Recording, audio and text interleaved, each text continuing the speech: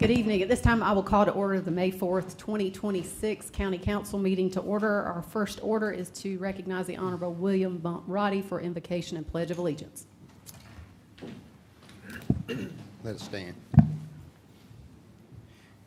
When it comes time to pray, you never know what you want to speak about, but as I look out over the crowd, I want to ask everybody to take a moment of silence and think about family members who've gone on before us.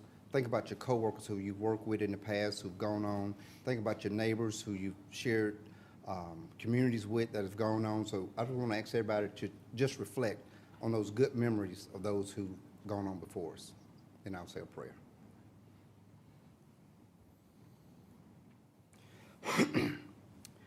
Dear Heavenly Father, we thank you for allowing us to assemble once again. We thank you for family, friends, and fellowship. We ask that you continue to watch over us as we go our many different ways. We ask that you bring us together on joyous occasions and keep us in your prayers of those tough times. Lord, as I look out on the crowd and I see many law enforcement in attendance tonight, Lord, bless those who have sworn to protect and serve us for the greater good and for better communities.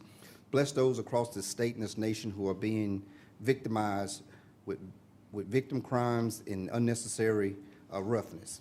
We ask that you bless those hands that come across them and remove those hands, Lord. Put a blessing in their path so that they too don't have to go through some of the things that they're dealing with. Lord, bless this council as we deliberate some tough issues here tonight. Even though we may not agree on everything, we can all agree to disagree at times and settle them otherwise without violence and corruption. Lord, bless this council as we move forward tonight. In Jesus' name we pray. Amen. Amen. Amen. I pledge allegiance to the flag of the United States of America and to the republic for which it stands, one nation, under God, indivisible, with liberty and justice for all.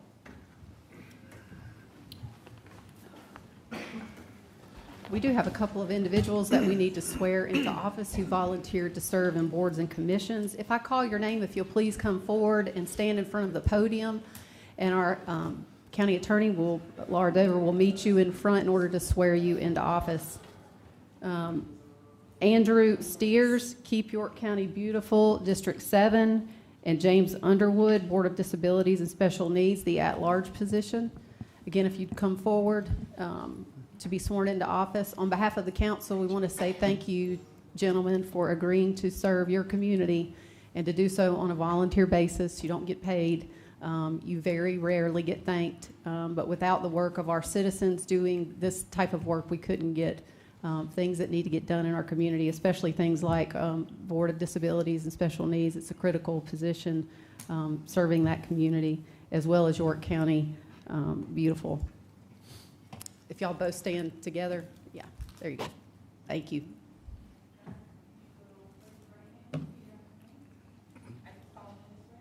I do solemnly swear. To be qualified.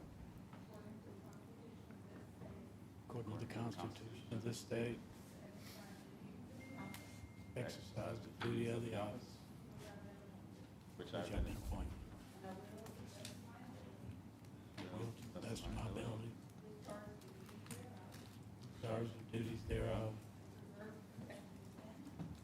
Serve, protect, and defend. Constitution of this state and of the United States. So help me God.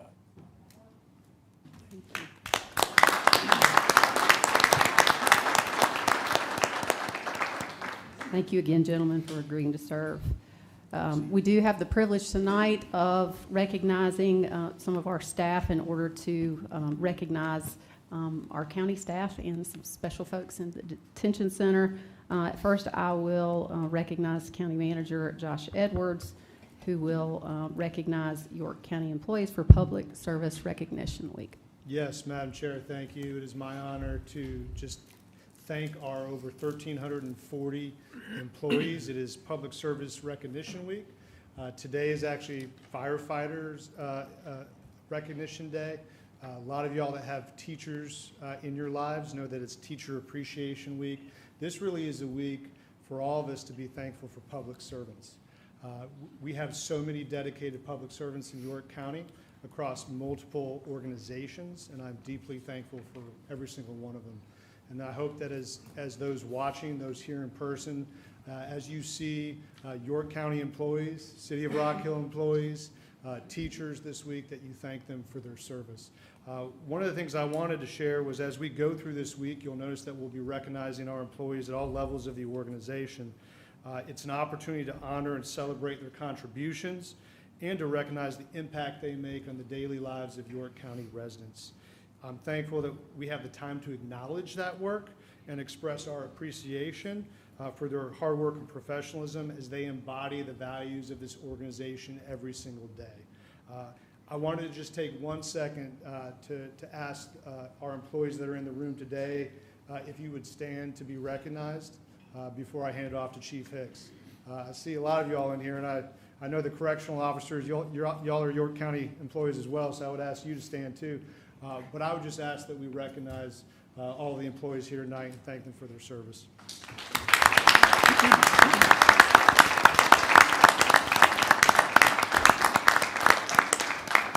Thank you, Josh, and we certainly do, on behalf of council, want to say thank you to all of the individuals who serve the county in the roles that they play in public service. For folks to understand, in our consent agenda, we do have 2 proclamations that are to be approved to recognize public employees, as well as those who serve in the detention office. And at this time, I will also recognize Sheriff Breeden and Chief John Hicks, who will recognize York County correctional officers for the Correctional Officers and Employees Appreciation Week. So, Council, thank you again for just continuing to honor and kind of recognize the work that these individuals that are behind me in uniform do on a daily basis. You know, this is not about me. This is not about Sheriff, but it's about each and every one of those that put that uniform on and walk into that detention center and give everything that they have for the 12 hours that they're there. I kind of laugh when Mr. Edwards kind of talks about it as Firefighters Day, Teachers Appreciation Week. You know, as detention officers, they wear all of those different hats. If a fire happens inside the jail, guess who's the first firefighter? It's the detention officer. The inmates that need to be taught things, programs, guess who's the first teacher inside the detention center? It's a detention officer. First responder, when the medical emergency happens, it's the detention officer. All of those different things happen on a daily basis. And these individuals back here voluntarily choose to make that mark and make that legacy for themselves, to make that impact on the inmate population. You know, Sheriff says our job is to protect the county. Detention officers, our job is to protect the inmates that are within our custody. We are there to keep them safe until they go to court. We're not here to be the judge, jury, and executioner. We're not here to punish them for being there. We're there to take care of. We are often getting request forms, and when we see individuals outside, they often say thank you for all that you have done. These individuals walk into an environment that can be completely volatile and violent at any minute. They are outnumbered, often 64 inmates to a single officer. These officers don't carry firearms or any other weapons when they go in those housing units. They carry with them the handcuffs and a radio and respect. We teach them all to treat each other with respect. We've got individuals, we are the de facto kind of mental health facility in the county. We have a lot of individuals that have significant mental health issues. We've got inmates that completely cover themselves in feces, and we're not going to let them stay that way. So guess who gets them out of the cell and gives them a bath, and sometimes has to physically scrub them? That's that detention officer. Those are those things that the general public are never going to see, never going to understand or even comprehend a lot of those things that we've got to do on a daily basis. So I want to just thank you for continuing to honor each and every one of them that are wearing that uniform right now. This week is for them. I know it's for all of public service, but this is one of my favorite weeks of the year in regards to honoring the correction officers. So thank you guys very, very much. Thank you.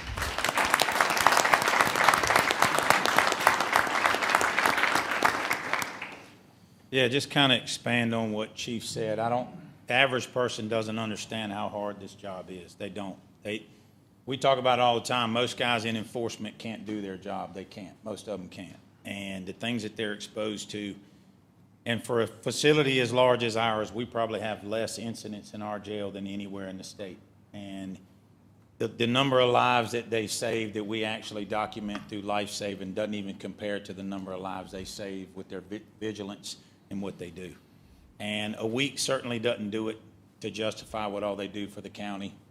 People don't think about it. If you spend 26 years as a detention officer, you did 13 years of your life in jail. So you think about that, and it's a lot, but none of them complain. We get incredibly higher volume of compliments than we ever get complaints from them and how they handle themselves. And it's a representation of their leadership is here and also their commitment to doing what they're doing. Thank you for recognizing them, and we appreciate it. Thank you so much. Thank you all.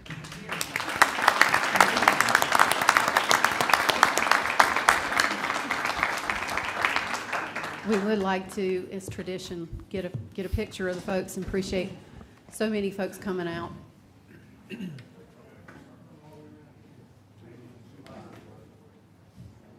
Everybody squeeze in.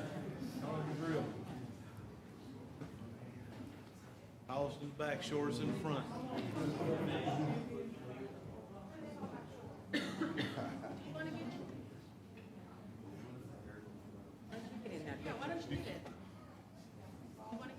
No, ma'am, this is my job. We'll work it out.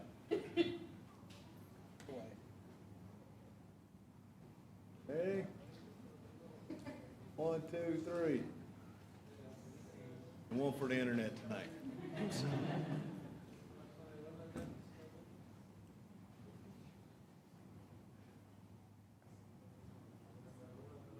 One, two. Got it. Thank y'all. Thank you. Thank you.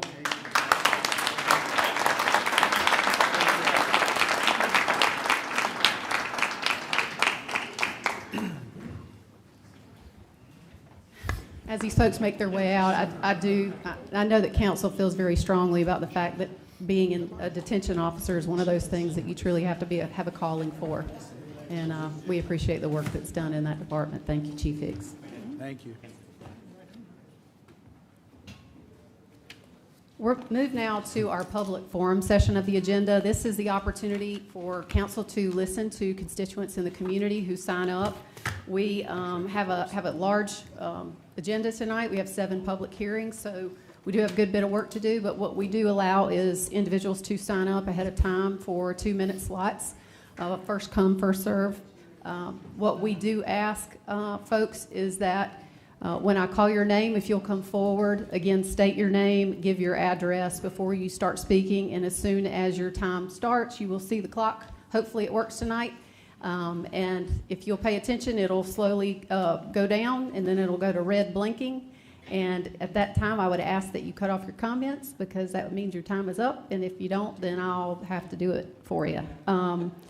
I will say that in what council tries to do is anyone who is here on a public hearing item, I will be asking you to move your comments to the public hearing part of the, anything that's a rezoning that's here tonight. That is something that you would need to wait for the public hearing, because then your comments will be connected to the item that specifically appears in the agenda. So if I call your name and I see that it has to do with rezoning 2611, I'm going to ask you to wait until 2611 shows up in the public hearing item. If you'll keep your comments civil, make sure that what we want to do is create a safe space for anyone who wants to come here to speak. So we ask that you not applaud, that you not boo, that if you are here with a group of folks who share or are like-minded, if you want to say, hey, you know, I'm here with a group of folks, have them stand. That would be a good way to recognize the individuals who are here supporting what you have to say. I think I covered everything that we need to cover. First item is Krisha Patel.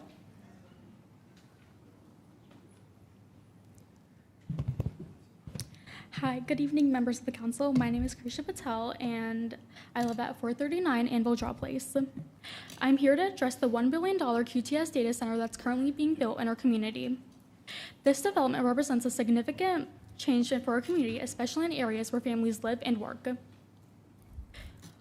While we've seen the data center often described as progress in an economic development, you fail to acknowledge it has also been a serious concern for nearby residents. Many residents Many residents living in the area are dealing with constant industrial noise, bright lighting throughout the night, as well as many other things. For these families, this is not just an inconvenience, it is a direct impact on their daily lives, their comfort, and their well-being. While I understand the promise of economic growth, we cannot ignore the concerns that are being experienced in our community. Right now, residents are living with the effects of this decision in real life. You talk about the jobs it'll bring in, but the jobs are short-term. So really, what economic opportunities is this data center even bringing to our community? I want to be clear, this is not about resisting progress. It's about asking what kind of progress we are choosing and who truly benefits from it. Since this project is already underway, the responsibility now falls on our leaders to ensure the people of York County are being protected. That includes minimizing disruptions as much as possible and holding QTS accountable for its impacts on nearby neighborhoods. Just as important, we need transparency. The community deserves regular updates and clear communication and a real voice on how this project continues to move forward. People should not feel like these decisions are happening around them rather than with them. We also have to ask ourselves whether the long-term effects on our community are being fully considered. Are we protecting the character, environment, and quality of life that makes our county home? We are not against progress, but growth should not come at the expense of the people already living here or their trust in their local government. I urge you to reconsider this project and truly listen to the voices of the people you represent. Thank you. Thank you, ma'am. We have, if y'all will please make sure that you hold applause. And the reason why we do that is because we want to restrict from boos too. So everybody, if you'll observe that, I would appreciate it. Janet Clausen, you appear to be for rezoning 2611, which is public hearing. So I'll ask that you reserve your comments for the public hearing section. Volodymyr Droleb, I know I destroyed that. I'm sorry. My third time here, Ms. Cox. Good morning, Council. My name is Vladimir Drobot, and I live at 463 Cranbourne Chase in Fort Mill. I want to talk through a simple timeline, because a story being told to this community does not match the facts. In 2022, the federal government creates a 45AX Advancement Manufacturing Production Credit under Inflation Reduction Act. This is a taxpayer-backed program designed to subsidize clean energy manufacturing. CILFAP positions this Fort Mill expansion project to take advantage of 45X. Those credits are then sold, converting taxpayers-backed incentives into approximately $110 billion in cash. So before we even get to your county decisions, $110 million in public value has been already turned into private funding. Now we move local. The project advances here without proper zoning compliance. Permits are issued anyway. A certificate of occupancy follows. During this process, the county had a choice: fix it or ignore it. You chose to ignore it. Residents are being told that if the county enforces zoning and revokes permits, taxpayers could be liable for millions. But at the exact same time, this county proposing $560 million budget, an increase of $44.6 million year over year, with spending increases across departments and even a 114% jump tied to council-related costs. Hiring a lawyer for $74,000. Let's line this up clearly. $110 million generated through taxpayers-backed 40X credits to CILFAP, permits issued without proper zoning compliance, council ignored. A $560 million county budget, this is growing, not shrinking. And now residents are told enforcing the law is too expensive. Thank you. Thank you, sir. We have Kylie McLiberty. This is a rezoning of 2606, which is old business, so it is not a public hearing. Please come forward if you'd like to speak. Yeah, this is the one rezoning that's already had a public hearing, so anyone who's here on 2606 and signed up, you could speak here. Okay.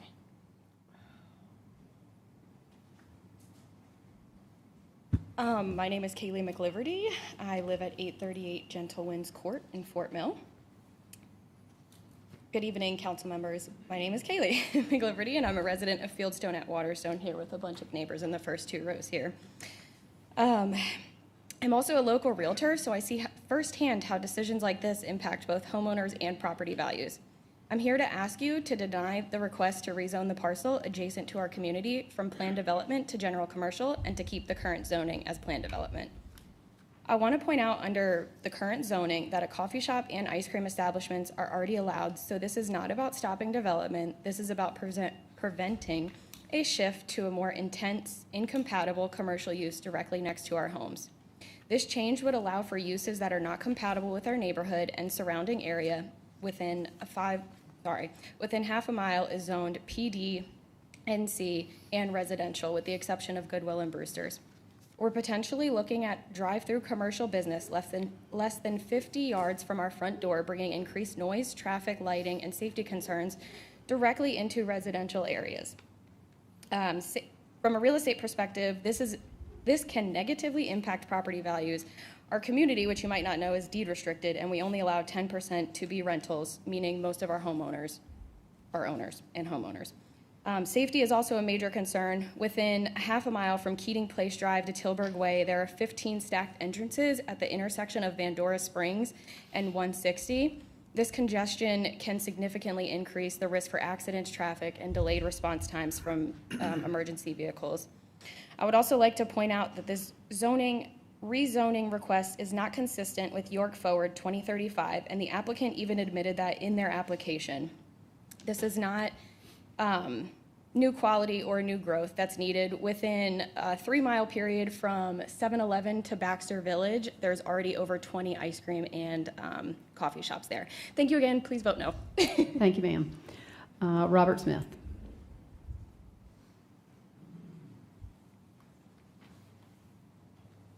Good evening. My name is Robert Smith. I live at 827 Gentleman's Court. I am also a resident of Fieldstone at Waterstone. I happen to just purchase my home this February. If the property in question is rezoned, and like Kaylee before me had discussed, this is 250 feet from my front door. If I had known that this was going to happen, I would not have purchased this property, as it directly impacts me and my investment. I'm concerned mostly about the day-to-day impact, the high traffic commercial use, especially with a drive-through, talking about Dutch Brothers. We've all seen how that's gone right here. The other safety concerns for me would, at Crossroads Plaza and Katy Lane, there have been 2 shootings at a late-night establishment, both within the last 12 days.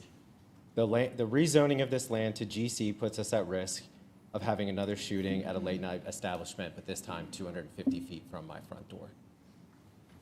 Lastly, I would ask that careful attention be given to the water runoff, and ask if a water runoff study has been completed to understand the impact on mine and surrounding homes. My street is downhill from this property, and without a proper study, there could be impacts to my home and those around me. I chose this neighborhood when I purchased because it felt safe and stable, and I hope you'll take that into consideration when making your decision. Thank you. Thank you, sir. Susan and Michael Deckard, it appears that you have a public hearing at number 5, so we'll ask that you keep your comments to the public hearing item. Steve Penland.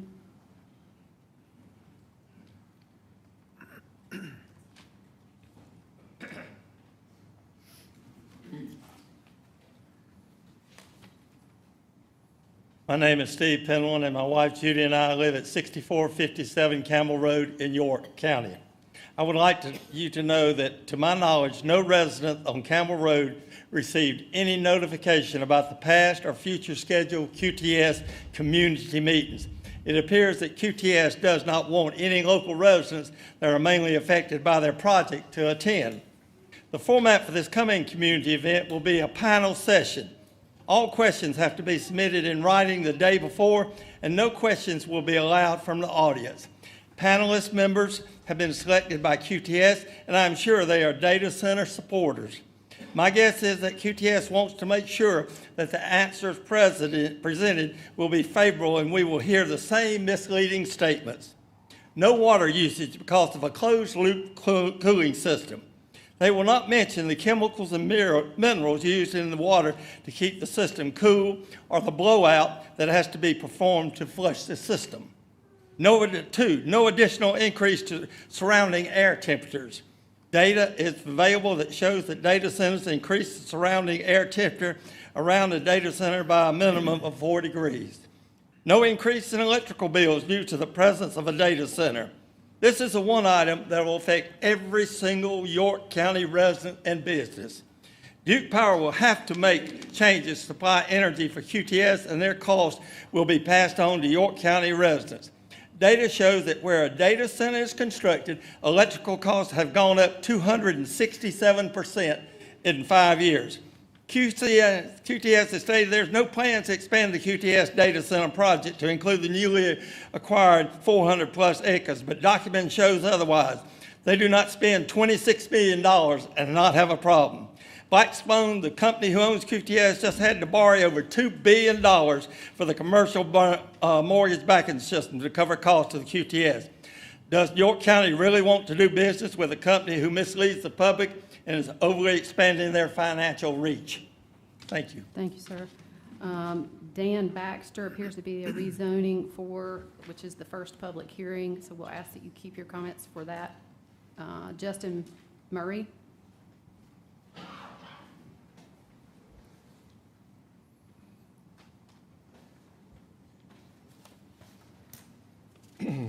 Good evening. My name is Justin Murray. I live in Fieldstone community, right on Gentleman's Court, directly next to the site.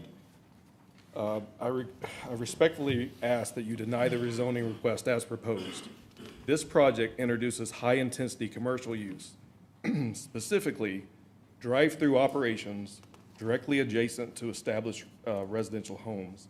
This is not a compatible transition, and it goes against the comprehensive plan.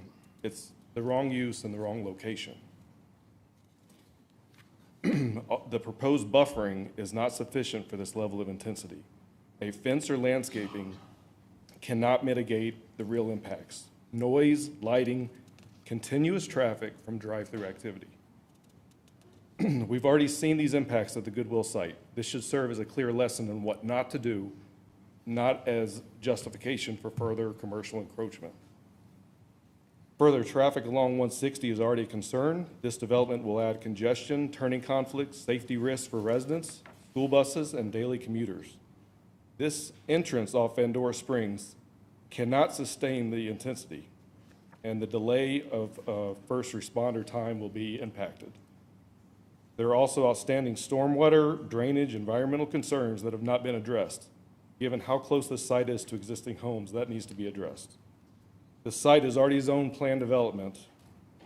It allows for a coffee and ice cream shop. Rezoning to general commercial increases intensity, traffic, reduces buffering, and it conflicts with the county policy.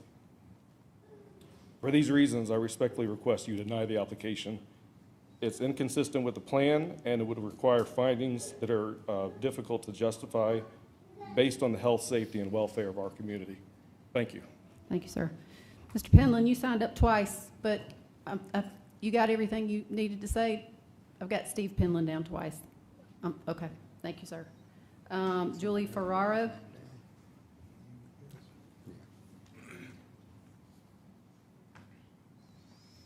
Hi, yes, Julie Ferraro, Vander Lakes. Thank you, Council. I want to speak on the proposed ordinance changes for the data centers. Yes, this is all great, and we appreciate the consideration, but hindsight is 20/20. It's absolutely unacceptable that the current project doesn't have these restrictions in place. So you are saying that 400 acres with 9 80-foot buildings within 70 feet of a residential property line with upwards of 542 gigantic diesel generators can get away with poorly written restrictions. That's insanity. If these restrictions are important enough now to be considered necessary, then why were they not considered before when approving permits? I wish that all of those who continue to mock and spew hatred towards those opposed to these in our community would spend just one day in their homes and listen to what they have to deal with. Maybe then you could have some actual knowledge of the impact and maybe, just maybe, have a little empathy for those who are living with this. My hope is that you will all have some compassion and put a moratorium on future permits until the changes in the ordinance can be made to protect the citizens and their God-given right to maintain a peaceful and healthy lifestyle on their properties. Also to include any new permit requests for the existing property be made to conform to these new ordinances. The talking points about the by right need to stop. They are all saying there is nothing we could do. It was already zoned that way, and we had to approve this property because it was allowed by right. Well, here's the thing. They do not mention your county owned the property and had the right to choose who they would sell that property to, and had the right to make some ordinance changes and restrictions back then when you started down the road in 2021. Why didn't the Council Planning Commission not consider these? I realize, unfortunately, there is a need for these data centers. I am not ignorant to that fact. But what I am opposed to is the fact that is not only the impact of the end result that will have on citizens, it's the life-altering, detrimental impact the years and years of endless noise and stress and damage to personal property has on the citizens that no one really is talking about. That should have been considered when approving a sale to a data center next to a residential properties, schools, farms, and thousands of citizens nearby. Thank you, ma'am. Thank you for your time. Appreciate you. Thank you, ma'am. Rebecca Sichi.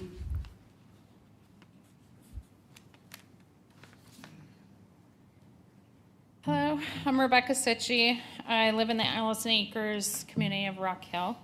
I want to address that we look at, I want to ask that we ask you to look to you guys for transparency. We look to our county for transparency on information, especially when it's found on our York County site, specifically related to the FAQ page. For facts, but in a recent for us, facts recently identified in a recent FOIA requesting to show where the data came from that addressed the information on the data center FAQ site, we noticed that the large part of this information was derived from QTS directly, going directly from them to your public information office or officer. That's not acceptable. We're asking that you guys don't just have 2 emails back and forth that say from QTS saying this is what we recommend being on your page. Additionally, I noticed the facts on water usage, utility impacts, health effects. Emergency response should come from our county, not the company benefiting from the project. When official county information reflects the developer's narrative instead of an independent analysis, it undermines the trust of your community and the agency we're asking, or the county.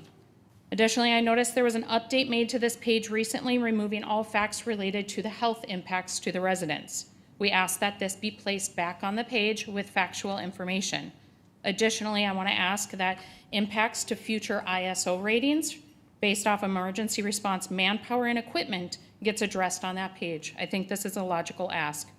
What are the current construction parameters, timelines, noise, and lighting? Important to us as well, because we're the ones waking up at 6:15 in the morning on a Sunday morning to steel banging. Also addressing the project names, Project Cobra, McFly, and Provident on there, and readdressing these health concerns to the residents. Thank you, ma'am. Between the lack of meaningful ordinance protections and reliance on outside messaging, Thank you, ma'am. sends a clear message. This is an important thing for us to know. We ask Thank you you, guys to Rebecca. provide that. Stacey Armstrong. Hi, Stacey Armstrong, 1705 Wedgefield Drive. We're in a drought, so I FOIA'd the water usage for the QTS property right now. Came back with 0 usage. So I called. They are apparently able to get a permit, which I wish most of us could get, for $630 for a giant truck to be filled with unlimited refills or free fills like you would get at Carowinds on a plastic cup. So you pay once and you're able to fill up infinitely. They are on a loop filling continuously to use the water. It's $5,670 for a year for them for all their water. So when I look at that, I look at other like places. So the QTS in Fayetteville, who did 3 illegal taps, were charged $200,000 just for stormwater fees based on their current usage for the 1 year where they found it. So as a county, we're missing serious income. We're also eliminating a resource that we all badly need, fresh water. Maybe consider looking at doing a phased program for the water usage when we have something that is 800 acres coming in. I really don't think the $630 for the permit, when they get 9 permits, is sufficient for us as county people to be having to, I'm not on water, I wish I was now because I have questionable water with the QTS blasting. However, the people who are on municipal water should not have to pay up the difference in what QTS is using. That's really all I have on that. On the other thing I have, and I know Bump kind of addressed this last time, we have nothing documented that says what the decibel level is for the nighttime on one document. We have 3 documents on file on your county website, and we don't have a single thing that the sheriff's office knows that they can support. Their cheat sheet does not match the other sheets and the sheet given to them from QTS directly. So we ask that it be clear, concise, and available to the public as well as the sheriff's department. And that's it. Thank you. Thank you, ma'am. Jackie Albee.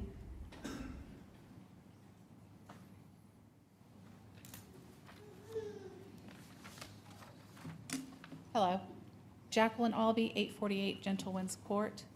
I formally object to the proposed rezoning from planned development to general commercial regarding case number 2606. Planned development zoning exists to require intentional site design and provide enforceable protections such as buffers, landscaping, screening, and setbacks. These tools protect nearby homes, preserve privacy, and maintain property values. General commercial zoning removes these safeguards.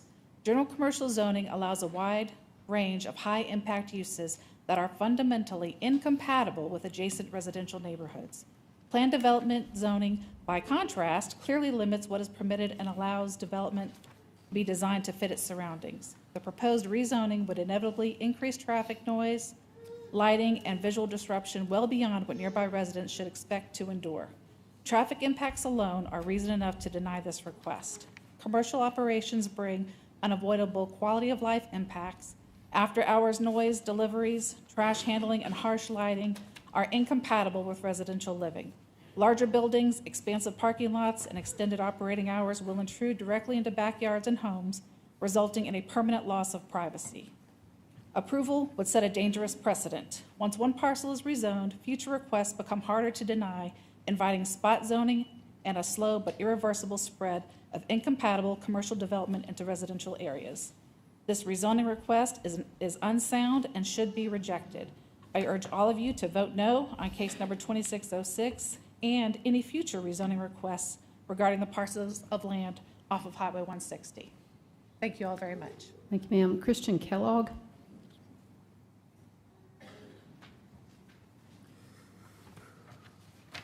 Good evening to the council. My name is Chris Kellogg. My wife and Carolyn and I came before you this time last summer. You may remember we had a rezoning petition that was approved. We were redeveloping a piece of property known as Epps Farm on North Dobies Bridge Road in Fort Mill for purposes of building an event, wedding venue, and reestablishing an agricultural component to the land, which is evidenced by my clothes today. I apologize. And as we're going through that, I've been a developer across the Carolinas for many, many years. And I can tell you the one consistent thing we always run into is that development permitting is challenging. Entitlement and permitting is always a process with a lot of roadblocks and issues along the way. What makes it different is the municipality, and York County has by and large been exceptional in how we've been dealt with according to our permitting of our construction of our project. As it happens, we did have a couple of bumps in the road, and we had to have some, interpretation on some different policies. And I just wanted to, I don't need anything from y'all, but I did want to acknowledge a member of your team who's, I think, in this case, risen above and really helped not only us, but I think the county in finding some resolution along the way. And I know he's here tonight, so I'll put him on the spot. But Assistant Manager Tom Couch, when I asked him if he would kind of weigh in on a couple of issues, not only did he answer the phone, which is not always the case when we work with different municipalities across the Carolinas, he actually offered to come out and meet with us on site and apply something called common sense, which is in short supply in the world these days. And he actually spent some time to look at our property and try to weigh in on some of the different policies and apply his very diverse background in real estate, which is also somewhat unusual that he had that much background in real estate and was very quickly able to communicate with the staff and with us and come to a resolution. And again, I don't need anything at all from y'all, but I did want to recognize Tom because it's unusual to have that kind of exceptional customer service, and wanted to say thank you to him personally in front of you. That's it. Thank you, sir. Thank you for sharing. Maruxi Andrade, I know I messed that up too. Maruxi, okay. All right, well, that concludes our public forum session. We do appreciate folks coming out and speaking. I do think it's important, and typically we do respond with the item related to QTS. There is a data center that was approved prior to action that council took. Council is currently in the midst of considering a pending ordinance doctrine that has been referred to the committee, Planning and Zoning Committee, that will have a meeting on this project and the considerations that council has brought forward on that. SILFAB, there were some questions about that. That information is on the webpage, the county manager webpage for the public statements. There's currently lawsuits that have been filed against the county and numerous lawsuits. And so we have been advised by council to ensure that all the information that provided on that is provided on the webpage and answers directed there. Wanted to make sure that the community is aware of that. All right, that concludes public forum. Do we have a motion on consent agenda? Motion to approve. Second. Wanted to pull item 6. All right, so council has a standing rule that any item in consent agenda, and consent agenda consists of, for those folks who are interested, consent agenda consists of items that were prior approved in the budget process or that were unanimously approved by council in a previous reading. So we handle that business through a consent item. Any individual who requests on council to have an item removed, it is automatically done.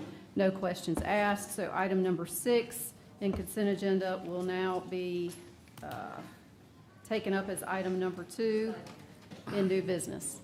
I'm gonna let folks kind of move out so that we don't have any issues with hearing information.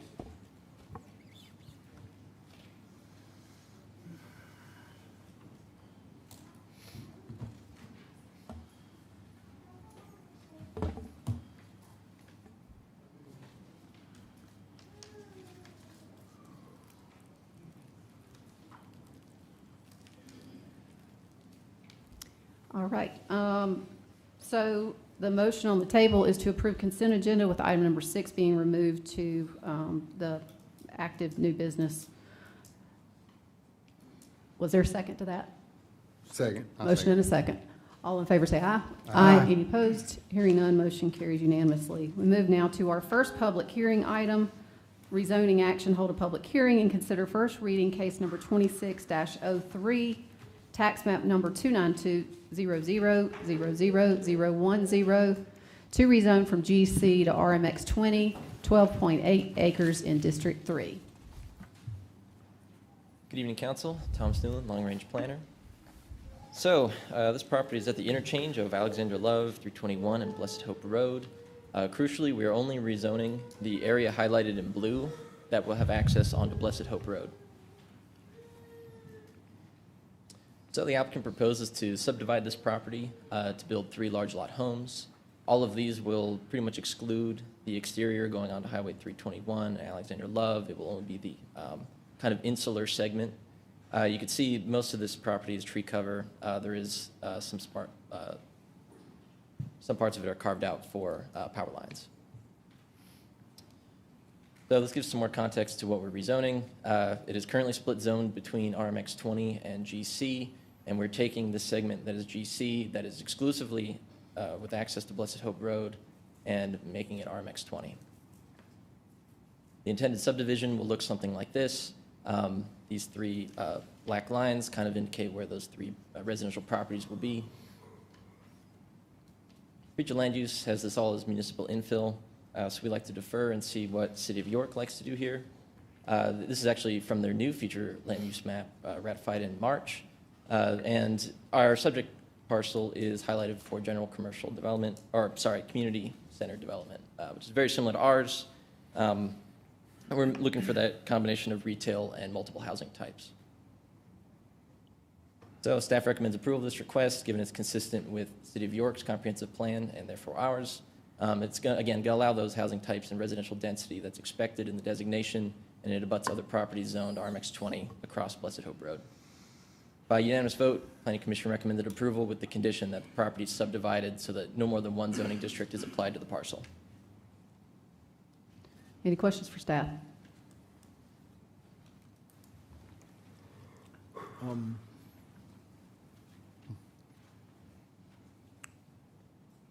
Mr. Atkins, you got a question?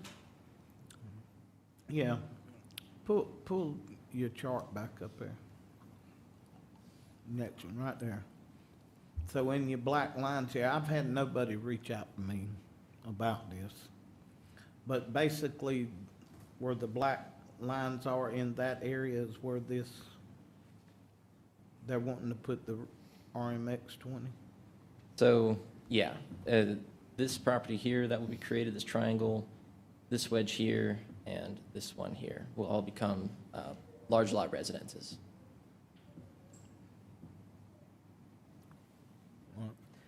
I'm confused, to be honest with you. Yeah, 'Cause it don't make It sense. looks like the blue, you're telling me the blue is what is being rezoned, but we're making 3 lots in black. Yeah, So the black that's outside of the blue is already RMX 20? That's right. Okay, what about the parcels on the right and the left of the blue that aren't in the black? So these will remain RMX 20, this along Alexander Love, and this will remain GC along 321. Okay. So when it comes to RMX 20, if they're going to 3 lots, I guess my question is, and they're for 3 individual homes, that's the purpose, why would it not go to RUD? Because RMX 20 allows a lot higher density and allows, doesn't it allow multifamily? Yeah, so the original intention of this is for those large lot residences, and the applicant originally came in requesting AGC, actually. However, that just didn't work with what the comprehensive plan suggests, given that agricultural uses wouldn't be appropriate here. Again, there's a large commercial segment right at the intersection here. But let me stop you there, though, because this is what's always frustrated me. You're going to hear a little bit from me. If anybody wants to allow their property to be AGC and allow one house to, in this case, 4 acres versus an RMX 20 that allows multifamily housing and anything else, to me, it should be consistent with the comprehensive plan, because it's still residential, and AGC has a residential component, not just a farming component. But I guess, so staff is the one that recommended that they go to this RMX 20 to Yes, make it ma'am. consistent? Yes, ma'am. But the purpose is 3 homes? Yes, Okay. and the applicant has expressed an intent to put a deed restriction to keep them Right. large lot and not be subdivided for more homes. Okay. Any other questions? So the applicant wanted to go from GC to AGC, and staff didn't feel that that was appropriate. No. So they were still going to look to do 3 homes. They're still going to look to do 3 homes, but have it listed at AGC.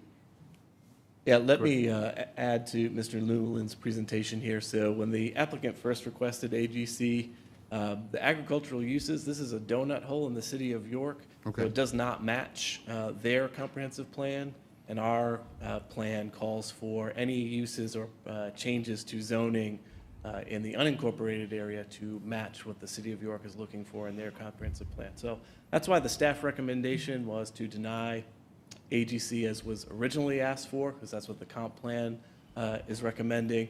Now, the application did move forward with a request for AGC to Planning Commission, and at Planning Commission, they unanimously recommended denial of AGC. So rather than coming before you all with that recommendation of staff and Planning Commission recommendation of denial, the applicant chose to revise their request. So they went back before the Planning Commission, and Planning Commission recommended approval of RMX 20 as does staff. So they're still going to be able to fulfill their option of building 3 homes. Yes. So same proposal, same end result, but this zoning district does match the comp plans for both the county and the city. All right, any other questions? Well, just to confirm, Jonathan, so the property to the left is RMX 20, is zoned RMX 20 currently? Yes, sir. Okay, thank you. Well, yeah, so Jonathan, real quick, I do, sorry. So there was a mention of a deed restriction? Yeah. Yeah, so I believe in order to make sure that any of his successors maintains the property in the way that he would like it maintained, which is these large lot configurations, the property owner intends to apply deed restrictions that they stay above a certain acreage size. So in perpetuity, they would look like that lot size. Okay, thank you. The deed restriction applying solely to the black lines. As I understand it. Right, okay. Any other questions for staff? All right, thank you, sir. Is there anyone here who wishes to speak against this rezoning? Is there anyone who wishes to speak in favor? Move to close. Oh, but got one. If you're welcome to come forward if you want to. You need to come forward and speak into the mic. If you'll just give your name and address. I'm Dan Baker, Blessed Hope Road. I'm the applicant. And what we're trying to do is just try to maintain large lot homes. And with zoning has been great to work with, been very helpful, recommendations, and all my foolish questions. So, yeah, that's really about it. That's what we're trying to do. Sort of to keep larger homes, larger lots with single-family homes on them. We've got so much infill now with multifamily where houses are just stacked on top of each other. So we're trying to wave that off a little bit. Thank you, sir. It's been represented that you are requesting or as part of this proposal are committing to a deed restriction. Yes, that's correct. You are doing that, okay? Yes, that's already in Just want to make place. sure you were asked. Thank you, sir. Thank Is there anyone else who wishes to speak in favor?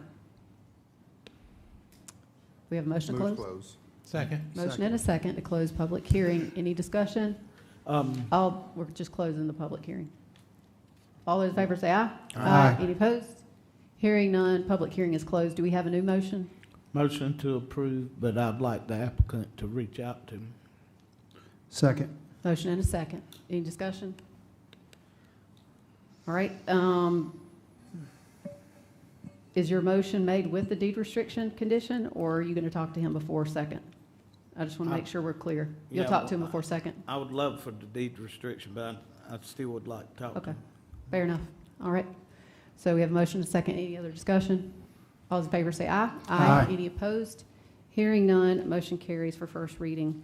Our second public hearing, rezoning action, hold a public hearing and consider first reading, case number 2610, Glen Ridge, Steel Meadows, and Sheffield Point Communities, rezone from RMX 20 to RMX 6 in District 7.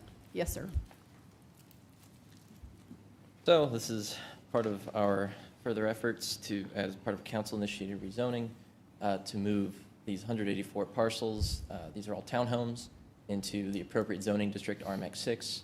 This includes Glen Ridge, Steel Meadows, and Sheffield Point. So RMX 6 was created in 2022. It's the only district that allows townhomes currently. And the whole intention of this is to correct some legal nonconformities and apply the appropriate use and development standards to any future developments or improvements that may happen here. And it has no effect on how the property owners are currently operating their property. Zoning, land use, neighborhood residential. Staff recommends approval of this request, and by unanimous vote, Planning Commission also recommends approval.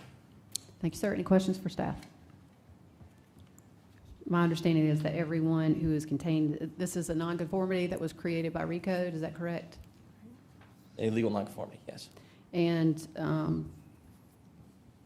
all of the individuals that are going to be affected were given written notice?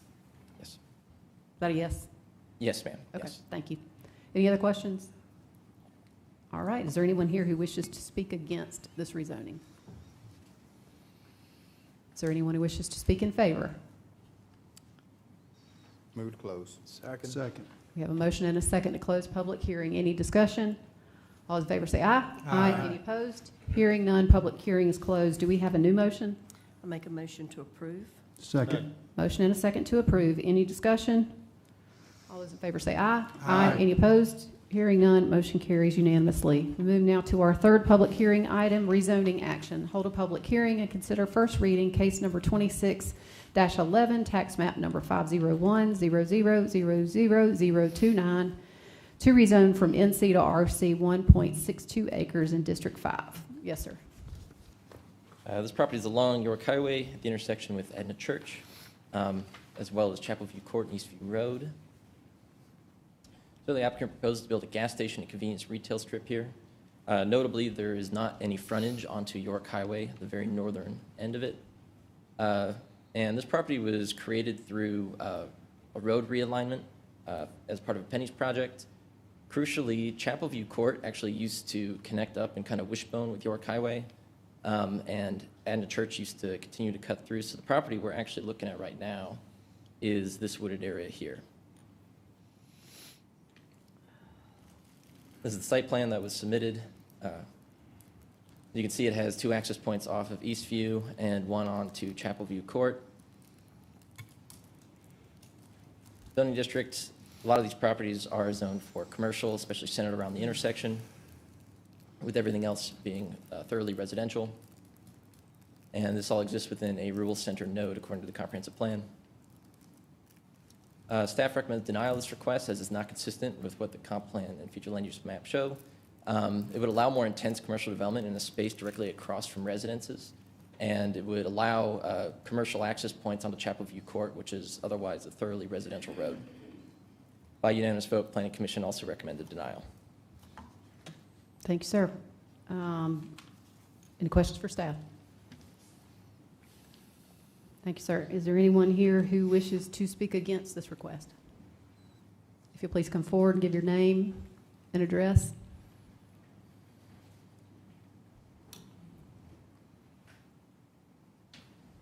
Good evening. My name is Janet Clausen, and I live at 3029 Chapel View Court, directly behind the requested zoning from neighborhood commercial to rural commercial. This rezoning would directly impact the house that we're staying in, the home, our safety, and our quality of life. Focusing on the criteria of the county is required to consider. According to staff report, this request is not consistent with the York Forward 2035 comprehensive plan and is not compatible with surrounding land uses. The property is designated for single-family residential, yet this proposal introduces a gas station and a retail strip, which is much higher intensity commercial use. Approving this would undermine the purpose of the comprehensive plan as a guide for responsible growth. Also, the site uniquely positioned directly across from homes and currently serves as a natural buffer between York Highway and Chapel View Court. Removing the buffer and replacing it with a high-traffic commercial use would change the character of the area. Chapel View Court is primarily accessed by residential driveways, and introducing commercial traffic, including fuel deliveries and increased daily trips, creates some safety concerns for the residents as well as our children in the neighborhood. The current neighborhood commercial zoning already allows responsible small-scale uses that better aligns with the surrounding community. This request goes beyond that and introduces a level of intensity that is not appropriate for this location. I respectfully ask the council to follow the comprehensive plan and the staff's findings and deny the rezoning request. Thank you, ma'am. All right. Is there anyone else who wishes to speak against this request? If you'll come forward, give your name and address, please. Yeah, my name is Christian Gonzalez, 3041 Chapel View. I oppose because reason to rural commercial is not consistent with the comprehensive plan. It is not compatible with the surrounding area. And the third one is that rural commercial is too intense for this location. Thank you. Thank you, sir. Does anyone else wish to speak against? All right, is there anyone here who wishes to speak in favor? Move to close. Second. Motion and a second to close public hearing. All those in favor say aye. Aye. Any opposed? Hearing none, public hearing is closed. This is my district. I would request that we entertain a motion to deny. Motion to deny. Second. Motion and a second. Any discussion? Can I get just a quick question? Can the site plan be revised to take the entrance off of Chapel, whatever the road name is? Chapel View. Chapel View? Unfortunately, as the property is laid out and with other restrictions, just given where the intersection is along Eastview Road, it would be very hard to develop this space. Of course, they're not beholden to anything within the Sketcher site plan, but commercial site review have taken a look and said that it would be very difficult to develop here. Okay, because I know that this needs, it's been recommended to be denied by just about everybody, but I'm looking at this is a major intersection. There's a lot of traffic there. There's a new subdivision, large subdivision down on Eastview Road. I drive this intersection every single day.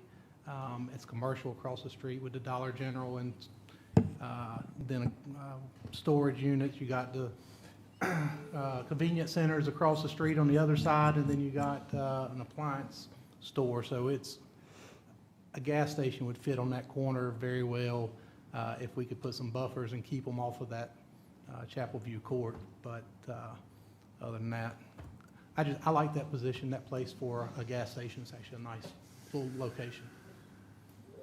Any other discussion? I couldn't have said it any better myself than what Ms. Clausen said. It's against the comprehensive plan. This is something that is not consistent. We've had unanimous denial from staff and from our planning commission. So I think this is too intensive for that specific area. It doesn't have the road frontage that's needed. So I support denial. All those in favor of the motion to deny say aye. Aye. Any opposed? Opposed.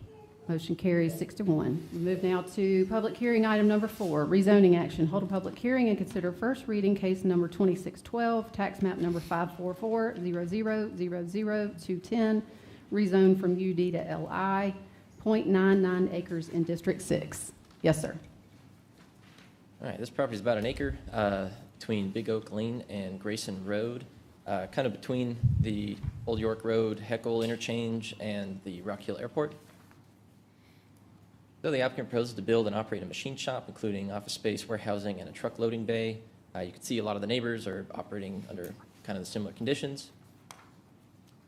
Here's the sketch plan as submitted. Again, the intention is to use access onto Big Oak and Grayson Road and have truck loading space and warehousing. So a lot of this area is UD. You can see the one parcel that was actually rezoned recently in January of last year for a similar purpose, to expand uses to allow the industrial use and character of these spaces. And our feature land use actually shows this all as single-family residential. And we're going to recommend approval despite it's inconsistent with the comp plan here, given that the residential development indicated by the future land use designation would be inappropriate here, as it's part of an industrial corridor with lots of distribution and manufacturing uses in the area. This will remove an instance of the Lakes UD district, and by unanimous vote, Planning Commission recommends approval. Any questions for staff? Thank you, sir. Is there anyone here who wishes to speak against this rezoning? Is there anyone who wishes to speak in favor? Motion to close public hearing. Second. Motion and a second to close public hearing. Any discussion? All those in favor say aye. Aye. Any opposed? Hearing none, public hearing is closed. Do we have a new motion? Motion to approve. Second. Motion and a second. Any discussion? All those in favor say aye. Aye. Any opposed? Hearing none, motion carries unanimously. We move now to public hearing item number 5, rezoning action. Hold a public hearing and consider first reading case number 26-13, tax map number 313-00-00-002, rezone from RSF 40 to AGC, 43.18 acres in District 3. Yeah, so this is a large property, south end towards McConnell's, and you can see it has access onto True Road, as well as Arnold Drive kind of cuts through the side there. So the applicant proposes to allow construction of a barn to facilitate the use of the property for timberland.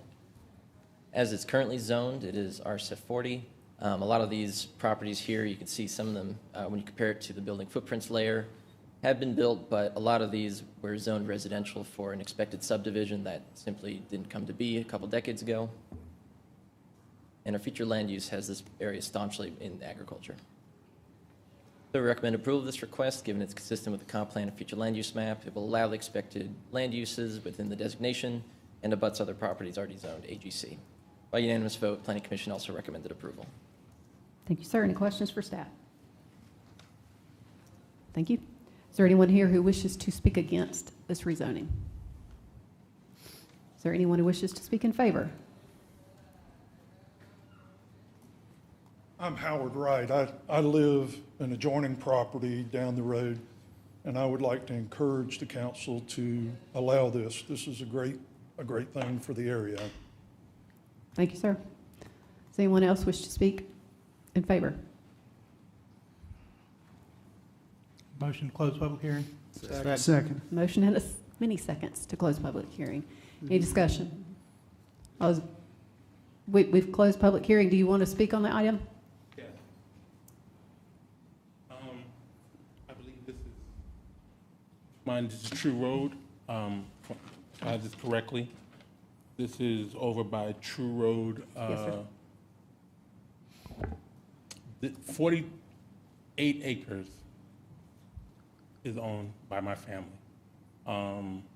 They want 5 acres. In this particular situation, they want 5 acres. And that is a property that was set aside by my mother for her grandchildren to be divided up when she leaves, when she's gone. And I think that while I understand that it's only 5 acres and there's still 43 left, we are here to understand, get a better understanding of what's to come next. Do we start at 5 acres and then move on to the others? That's the fear that she's having. She's willing to give up the 5 for compensation for the 5 if need be, but the worry here is now what happens coming down the road for the other 43. This is a foundation for children to come. And I think we all understand what it means to leave something to someone coming down the road. We all have that intention in life to give something to those behind us. And this was her, for the most part, a plan for her.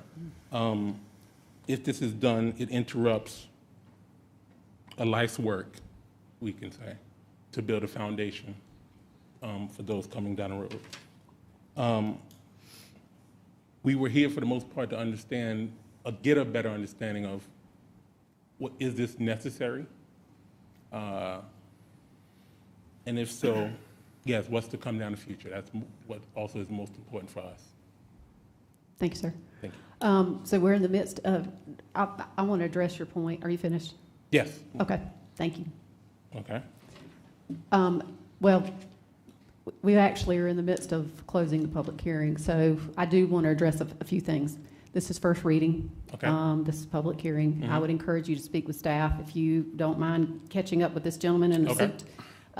What is being proposed is for the entire 43 acres to go from what is currently would allow a lot more houses to AGC, which only allows less houses. So it's less density for that area.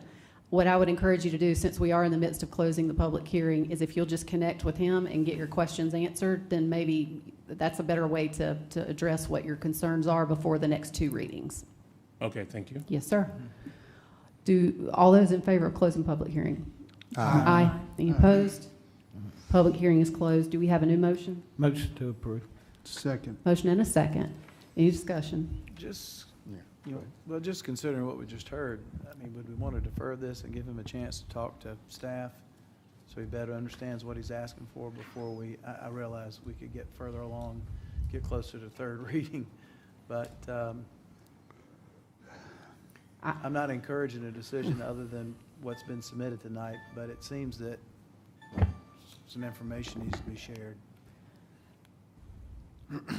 I think the motion on the table is to approve first reading.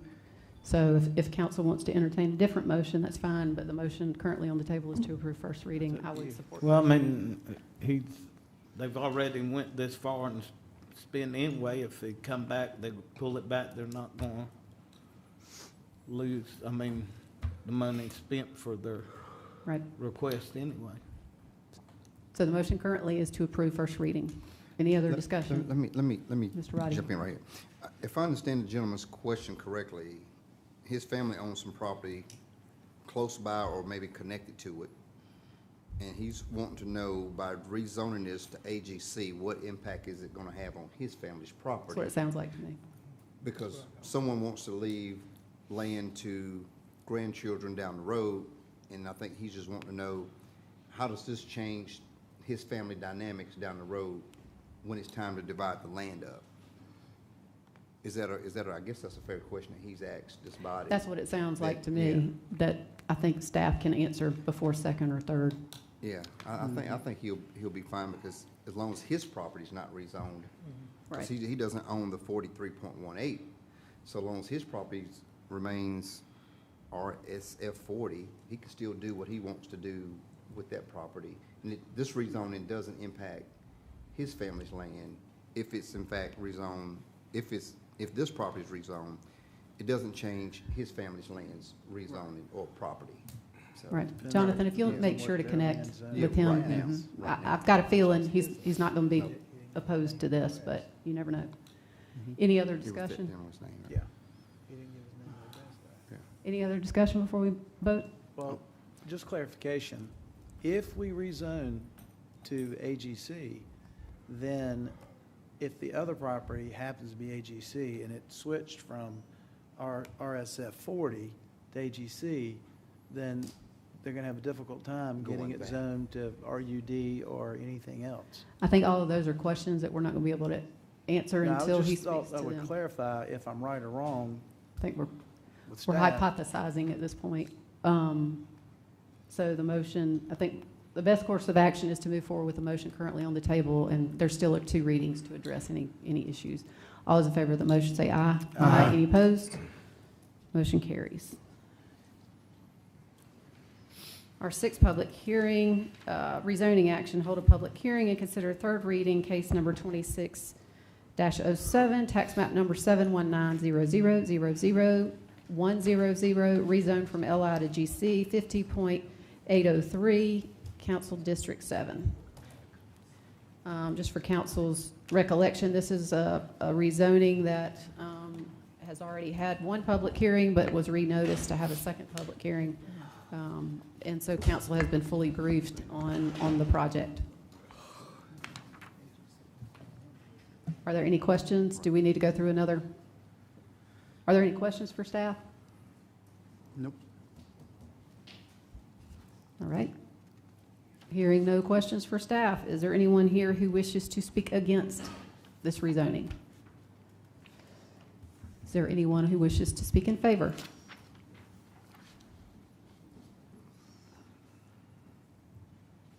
I'm Stephen R. McCray Jr., 112 East Liberty Street, York, South Carolina, 29745. I do want to point out that the business address I gave at the last public hearing is no longer operative. I've joined a new law firm as of May 1st, Denton's U.S. I'm the applicant. My client and the managing partner of my client appreciate the cooperation and guidance we have received from Thomas Newland. I won't rehash any of what I presented at your last public hearing, but just to reiterate that to preserve the legacy of this property, which has been in the Eubanks family for 100-plus years, the managing partner's intention is to be very careful about whom he sells it to for development, and at that time to deed restrict it against LI. Thank you very much. Thank you, sir. Does anyone else wish to speak in favor?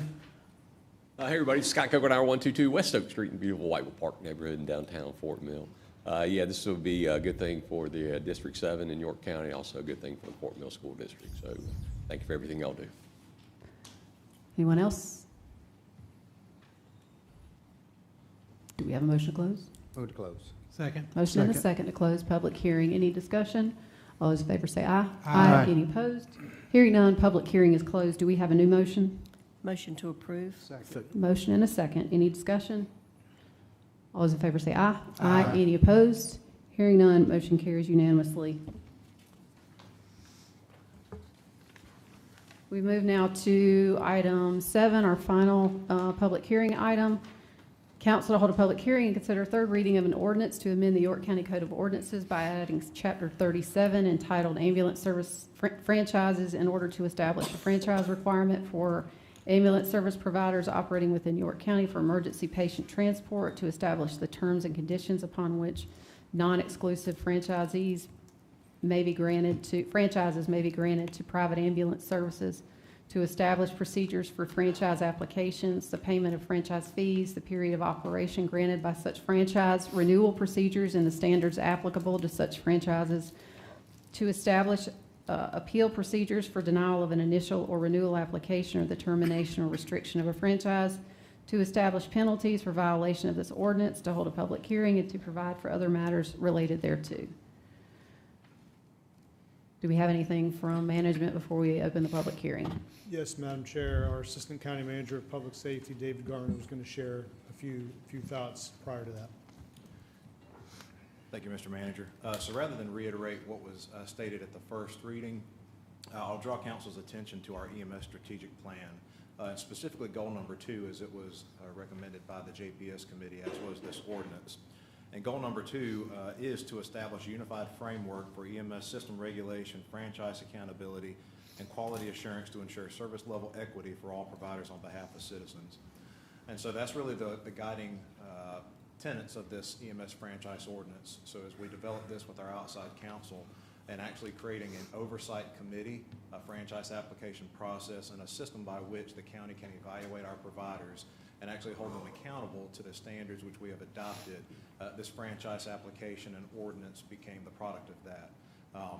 So not to reiterate anything that's been said before, but again, we've met with all of our hospital providers, and this is really a protection in place for them, but also any future providers, and establishes a framework for us to solicit additional providers or additional ambulances in the future. It does not negate any of the current contracts, but does hold them accountable to the county on behalf of the citizens.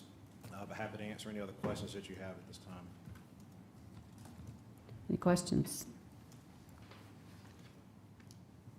Thank you, sir. Is there anyone here who wishes to speak against this ordinance revision? Is there anyone who wishes to speak in favor? Motion to close public hearing. Second. Motion and a second. Any discussion? All those in favor say aye. Aye. Any opposed? Hearing none, motion carries. Do we have a new motion? Motion to approve. Second. Motion and a second. Any discussion? All those in favor say aye. Aye. Any opposed? Hearing none, motion carries. We move now to old business rezoning action. Consider third reading case number 26-06, tax map number 65000000336, rezone for PD to GC, 1.776 acres in District 1. Motion to deny. Second. We have a motion and a second to deny. Any discussion? There was, a lot of discussion and activity around this, and I greatly appreciate public participation in this process. This is, again, just not the right location for this, for what we're looking at. Again, we need to, protect the public from expansive traffic. I think that this is a good opportunity for us to display that. So again, that's why I'm denying it tonight. Thank you. Any other discussion? Yeah. Mr. Roddy? I have just a question for staff of the PD versus GC. What can go there under the PD versus the GC? Because I want it to be clear to the neighbors and surrounding areas, if they don't like this, the alternative that can go there under the PD is what? Yes, so the PD, as it was structured, the parcel that's at the heart of this rezoning in the PD was considered to be a commercial pod or parcel. So it allows virtually all the same uses as general commercial does today, with a couple of differences. And there's very specific ones in there about not allowing hamburger drive-throughs. There's a very strange inclusion. But, you know, for the applicants, they're proposing a coffee shop and an ice cream shop. Both of those uses would also be allowed in the PD. So they can still put the coffee shop and ice cream? Yes, sir. So what's the trade-off either way? Yes, so glad you asked that. So really the trade-off on the applicant side and for the county to consider is really site design. So in the PD, some of the standards that it's complicated in that the PD was written so that it locked the ordinances in place in 2008 in time to that PD. That's a complicated way of doing things, but that was kind of common back then. So it's bound by the development standards in 2008. And we've come a little ways in site design standards in the last 20 years. So one of the things that the applicant is trying to overcome on their site, and I'll be specific on the location of these buffers. So the buffers that are adjacent to the residential community, the PD requires 30 feet and a fence. The contemporary GC standards require 30 feet and a fence. So that's the same. When it comes to the Goodwill property, that border of that property, in the PD, it requires them to have a 30-foot buffer. In contemporary, if they would be in the same zoning district, GC to GC, that would require an 8-foot buffer because they're both commercial. And on the frontage, on 160, in the PD, right now it requires 40 feet of buffer on the frontage. Contemporary code for GC requires 20 feet of buffer on the road. So it's less buffer on the front end? On the front and adjacent to the general commercial, but it is the same PD to GC against residential. Now, the trade-off for the county is there are a lot of standards that we've implemented in the last 20 years that benefit site design, specifically with traffic circulation. So vehicle stacking, so the distance that you have to accommodate your drive-through so that your cars, as they're queuing in to receive their coffee, their ice cream, whatever they're doing, is being captured on site. The volume is being retained on site instead of spilling over onto 160. We also require escape lanes when you're going through drive-throughs. So old code, you didn't need to have those things. So if you decided you're waiting 15 minutes, this is too long for me, I want to get out of here, you're stuck in that lane. Our dark sky lighting, that was not in existence in the code in 2008, so that's required now. So none of these things the applicant couldn't just do of their own goodwill and wanting the site to function, but they are not a code requirement if they move forward with developing this property in the PD. So some of the improvements that we've made to our ordinances don't have to be followed in this PD since it was written in 2008? That's correct. So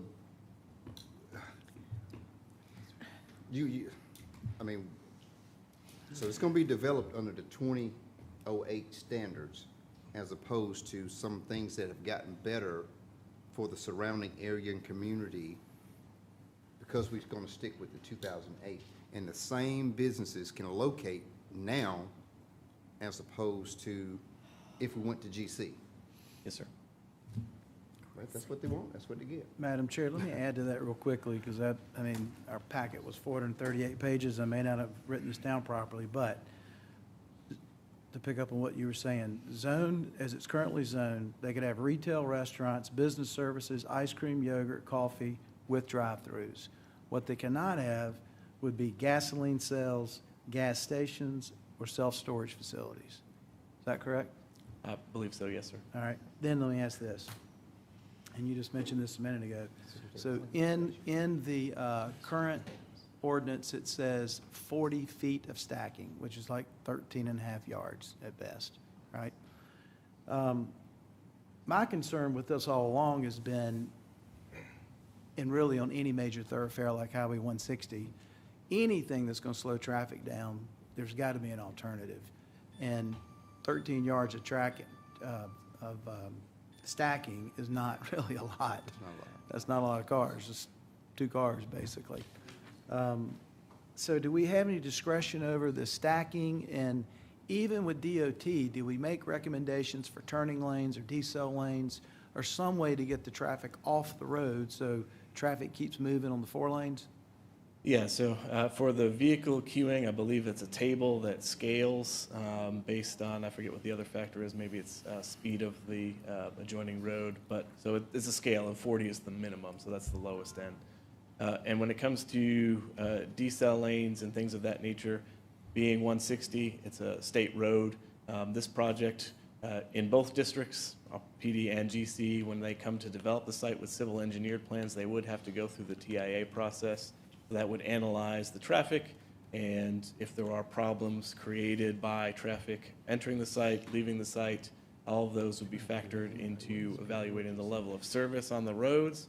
And if there needs to be mitigations done by the developer, it's identified in the TIA process. And there have been some applications that have not been able to financially make the required mitigation work, but most can, and DOT is the ultimate approval authority on what those designs of those mitigations look So like. one follow-up question then. So by right, under the current zoning, they can do what they're asking to do somewhat. And we can't put conditions on anything that's being developed by right. Because it's in the PD. Because it's in the PD, It's already right? been established. So we couldn't put a heavier stacking requirement or a turn lane requirement. We can't do that, can we? Well, I think it's important to think about the rezoning process as council is considering whether or not this requested zoning district is appropriate for the area or Correct. not. Sometimes it can be hard when you're looking at a concept plan to want to drill into designing that plan, but really it's just a concept. They're not locked into a particular use or design. And that's what the land development code and the zoning code are meant to capture, is when they get to design the site, now there are standards that apply uniformly to everybody. So once they get to that design phase, that's when those conditions get applied. So I guess the end of this is if we turn down this zoning, we've just eliminated 3 types of businesses from being there, and that's gasoline sales, gasoline stations, and self-storage. Otherwise, what's proposed business-wise is It's going to still happen there anyway. Still going to happen. Yeah. Okay, thank you. Yeah. One quick question on this thing here. From a TIA study, in this perspective, is there any variable that makes a difference between existing zoning and the zoning that they were trying to accomplish here? No, sir. So a traffic impact analysis takes the proposed use, and they go through an engineer manual that applies a certain number of trips per square footage or dwelling units if we're talking about residential. So it's a mathematical formula that's purely on what the proposed use is. The zoning doesn't enter into it. All right. So, Jonathan, can I ask a question? yeah, go ahead. I'm sorry, I'm looking at you, St. Jonathan. Yeah. Has there ever been a community meeting where the developer has met with the residents in the community? Not to my knowledge. And if the property, so what I'm hearing you say is that currently under the PD, these uses would be allowed anyway, by right. We can deny it, and folks would think that they've accomplished this, but there are still concerns about the traffic. But if we were to rezone it to GC, we could limit the uses too. We could also add conditions that we can't do with the PD. Isn't that right? Yes. Yep. So, I think, it's your district, Mr. yeah, so I'm going to go ahead, I'm going to pull back my request for denial. I'm going to do a motion for defer on this. There's additional research we need to go into this before we move forward. Does your seconder agree? Who's second? Sure. All right, so the motion currently on the table as removed by the motion maker is to defer third reading, to require a public meeting that has planning Yep. staff and the developer on site, and to explain all of this. Can we require that? I think we can as a condition of a deferral. Yeah, it's a deferral. Can I make a comment? Are we still in discussion? And I want to say, that's why I ask those questions, because a lot of times people, they want something, but they don't know the alternative. Because I know we've made some improvements to our development standards that would probably benefit the area. But if we left it like it is, they're gonna develop it under the old standards, which weren't so good. That's why we made the improvements since 2000. No, it's not discussion. We can't have, I'm sorry. It's not for discussion. Look, as a matter of order, we can't have comments from the public sector. Who is he? But I'm making a comment because to make the community aware of what you're asking. I'm all set to vote no, and I told Tom before the meeting, I'll support him. But I wanted to ask the question so it's clear to the public of if we say no, this is what the community is gonna get, probably some development standards that are not as beneficial to the area. I said, if that's what you want, I'll give it to Tom tonight. And it's several, the votes are there to say no tonight. But you're saying no to better development standards that we've made improvements on since 2008. If Tom says let's do it tonight, he has the votes. But I think there's a better situation for the community based on the concerns that's been brought by the community.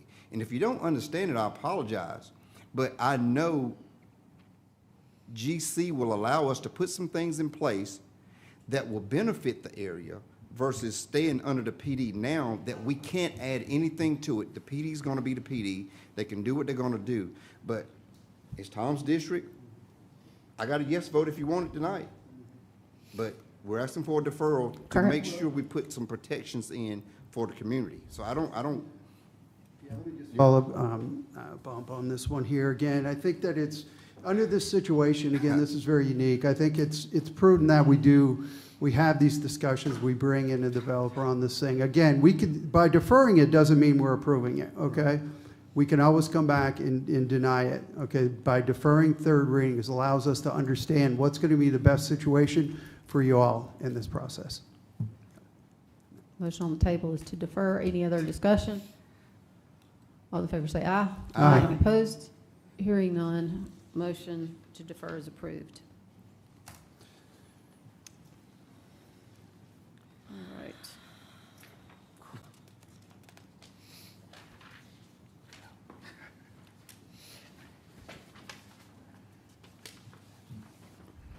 All right, second item in old business. Council to give third reading of an ordinance to amend Chapter 70 by adding new Section 70.11 of the York County Code of Ordinances as it relates to the regulations of golf carts operating on and within the county public roadways within Baxter Village Traditional Neighborhood District, to hold a public hearing and to provide for other matters related thereto. Motion to approve. Second. We have a motion and a second. Any discussion? Yes. Mr. Roddy? I'll plead with my colleagues like I did last time. I think this has opened up a can of worms. It's a bad idea. The state took the lead on it, did what they're gonna do, and we're not state legislators, so we don't control what they wanna do. But I think when you get down to picking areas and neighborhoods to do things and vastly improving or making changes to already what the state has already done, I think we're opening up, we're setting a bad precedent.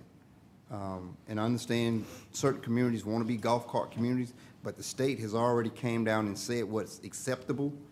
I think us taking that extra step to do and allow it to go further, I'm not comfortable with adding that extra accessibility, extra use, extra nighttime and all that stuff. And for law enforcement, I think it puts law enforcement in a bad spot. No one signed up to be a sheriff deputy or Fort Mill, Rock Hill, York Clover police officer to be stopping golf carts, checking, make sure that they have registrations, insurance, and all.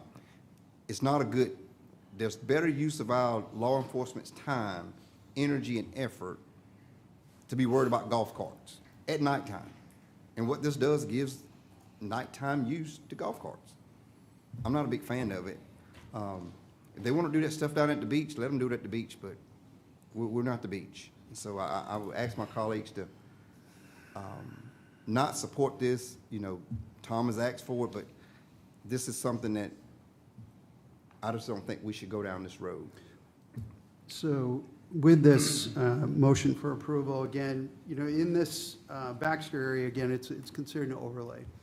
And currently, you know, this was passed by the board by 100%, and the challenges they have there is currently they have the activities going on with the golf carts right now.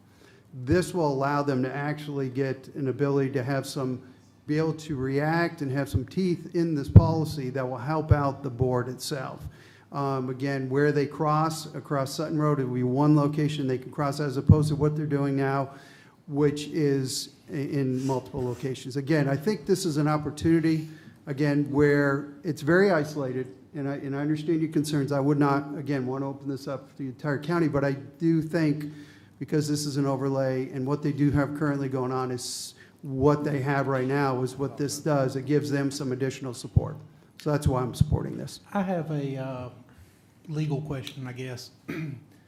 Does the board actually have any authority to enforce this regulation, or is this only enforceable by the sheriff's department?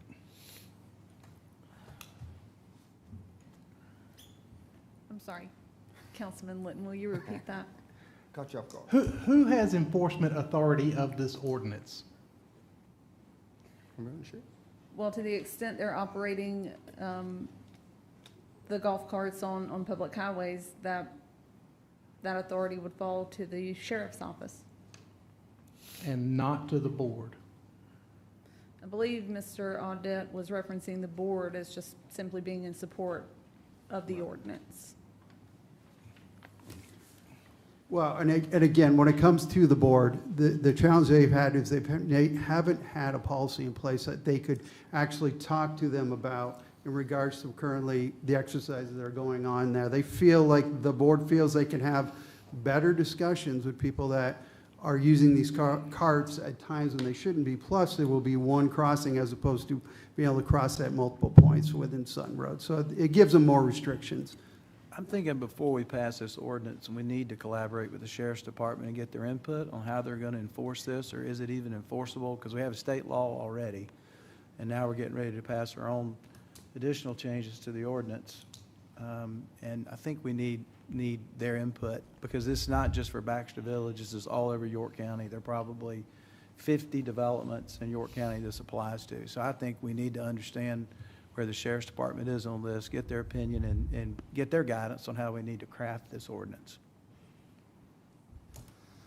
Would it be appropriate to ask you to So comment? we have had, Tony and or Sheriff Reed and I have had some Yes. discussions in regards to this, but again, just want to share that Yeah, with. that's what's led Yeah. to my comments tonight as well. Mhm.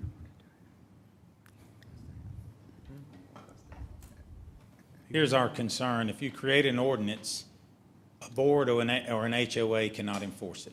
It's going to be up to us to enforce it.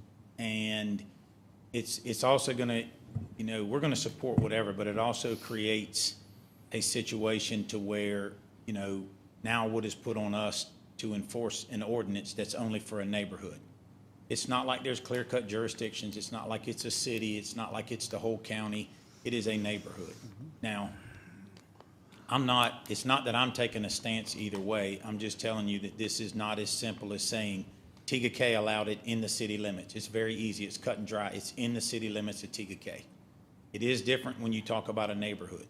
And an HOA cannot enforce a county ordinance that I'm aware of. And I think it puts, you know, it puts us at odds of where exactly is that jurisdiction? How do we determine, you know, at what point is Baxter, what's not Baxter? It actually goes to 3 roads, 160 to Sutton to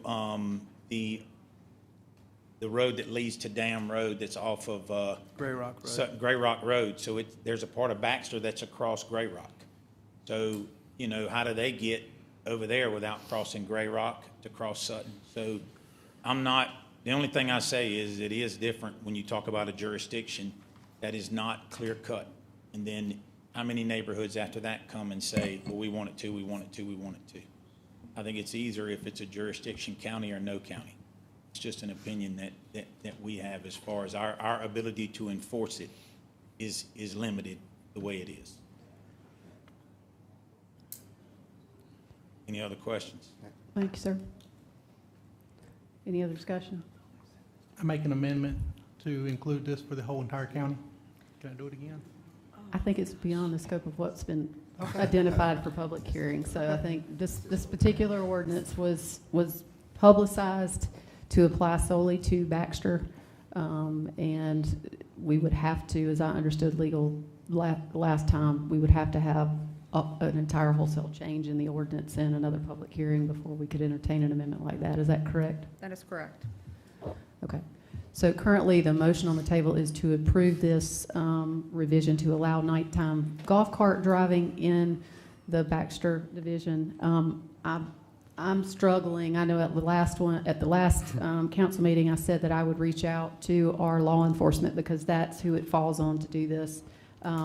Originally, I was under the impression that the overlay for the Baxter Center would have been an easy demarcation, something that could be easily defined, something that could be enforced. So hearing from the sheriff, I certainly would not support a countywide ability for golf carts to drive at night with lights on any road that's 35 miles an hour. I do not think that that is justifiable or safe or a proper extension. Hearing that creating differences in neighborhoods and having different rules to follow for neighborhoods and areas presents a challenge to our sheriff's department, makes me reconsider my support of this. I would support a deferral to see if there's additional ways that this could be worked out to make sense, but as it stands right now, I will not support the motion to approve personally.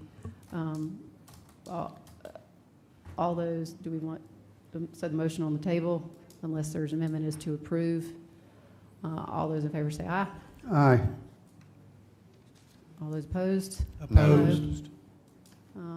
The opposition has it and the motion fails. We do have new business. Council to consider first reading of an ordinance to establish the operating and capital budgets for the operation of the county government of York County for the fiscal year commencing July 1st, 2026, to provide for the levy of taxes for York County for the fiscal year commencing July 1st, 2026, to provide for the expenditure of tax revenues and other county funds, to establish a consolidated fee schedule for all existing county fees relative to the operation of county government, its boards, agencies, and departments, and to provide for other matters related thereto. Motion to approve with the following amendments. The end goal of my amendments is that we eliminate any tax increase as we move forward with this budget. There are some recommendations I have to accomplish that. The first thing would be to eliminate any facility study, which is roughly $1.2 million. The request to only hire frontline personnel as we move forward in this budget, and also, again, only hiring the pre-approved legal personnel we had mentioned in that funding would need to also go through the county attorney budget.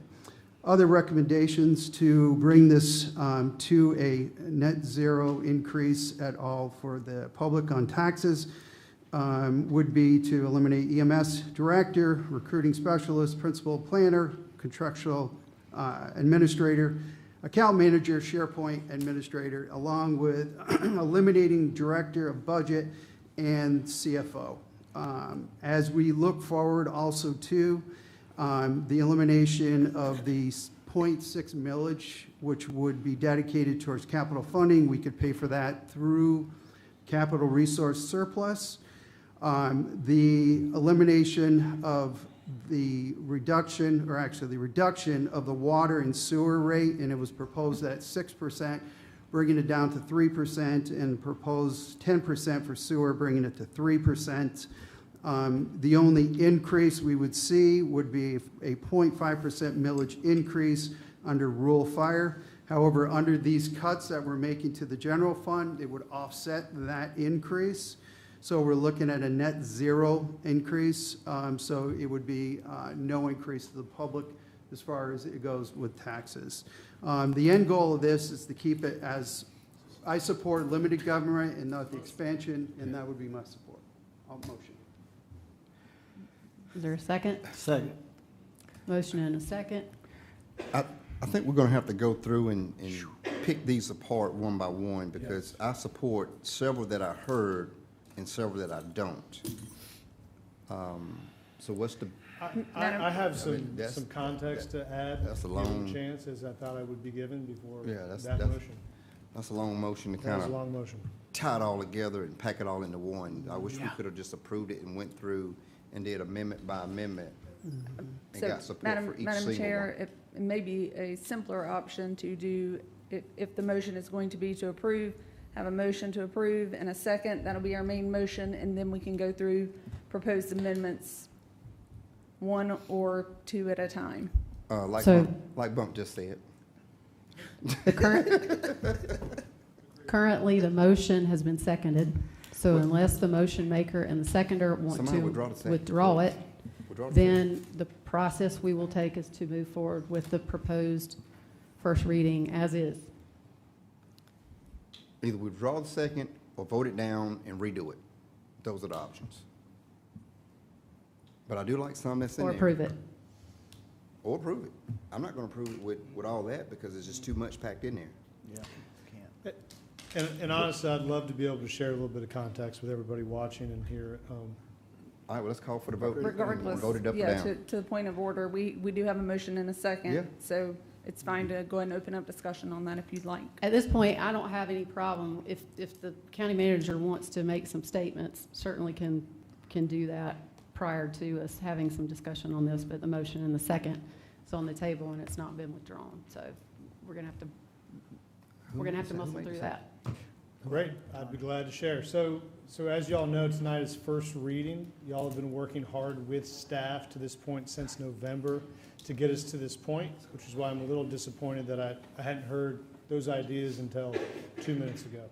We can go to the next slide, Karen. So before you is the first reading of the recommended budget. As we've talked about in the workshops, we understand we have a value of the mill update, and we've talked about that throughout. We see that increase not only in countywide, but also in the unincorporated value of the mill. There's a few changes, and I heard Councilmember Audette speak to some of those, and I hope the public recognizes that these are thoughtful recommendations based on financial unsustainability. And so long-term, as my job as a county manager, I have to recommend things to shore up 3 of our funds, and that's why those increases are outlined. One of the things that I'm proud of is we've worked with Sheriff Breeden over this budget, and he's utilized the value of the mill increase to pay sheriff employees 10% more this fiscal year, in addition to the typical 3.5% raise. We've adjusted the capital transfer from the sheriff's office from 2 to 1.75 mils, so he has additional operating revenue. We've also fixed what occurred at third reading last year, which resulted in the sheriff's office paying $400,000 of the 911 center. And so we have done all we can in this budget to make sure the sheriff's office has what they need. There's a couple other funds that have needs, and we'll talk about those, and we'd love to talk about them at the workshop if given the time. Karen? The workshop, just, The can you workshop remind me? is on the 12th. Can you re- I've got the calendar at the end of this presentation. I was hoping we'd get to talk about it, but yeah. Well, I'm giving you, I think the question is, the workshop is set for May 12th, is that right? After the public hearing. Which So I the think public any hearing- major changes council makes, I would recommend you wait till you hear from the public on the 12th. The public hearing is May 12th. The hearing from any folks requesting information is May 12th. And you've also combined a workshop with that, but it is not considered second reading. No, second reading is the next council meeting. So but the second reading is in 2 weeks. Yes, sir. Okay. Whatever the 18th, I guess. Yeah, so as I've shared throughout, I've been consistent in what I consider to be the big rocks of this budget. Based on those changes the Councilmember Audette mapped out, we would struggle to be able to achieve these big rocks. We had a major change to our Motorola contract, which supports the 911 capabilities of this county for every single municipality.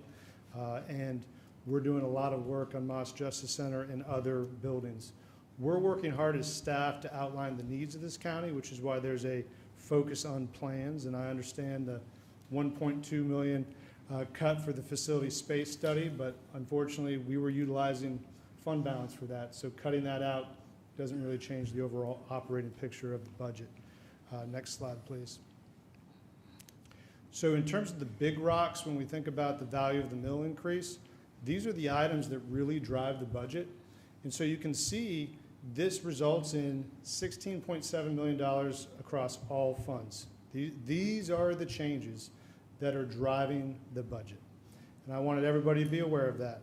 You have your merit increase, you've got the Motorola contract like I discussed, you have the sheriff's department's raises, the first full fiscal year of that 10% raise, amongst other things. These are driving that. Our commitment to going from $2 million to $4 million in county roads is also in here. As you can see, we're doing a general fund transfer to the capital maintenance fund of $1.5 million to make sure that happens. All that is supported by the increased value of the mill. Next slide, please. So these increases, we have major infrastructure needs in our water and sewer fund. When we prepare for the future, you need funding to meet those needs. We have major capacity needs right now. We have 5 capital studies going on to make sure our neighborhoods that are having challenges have the infrastructure they need to be successful.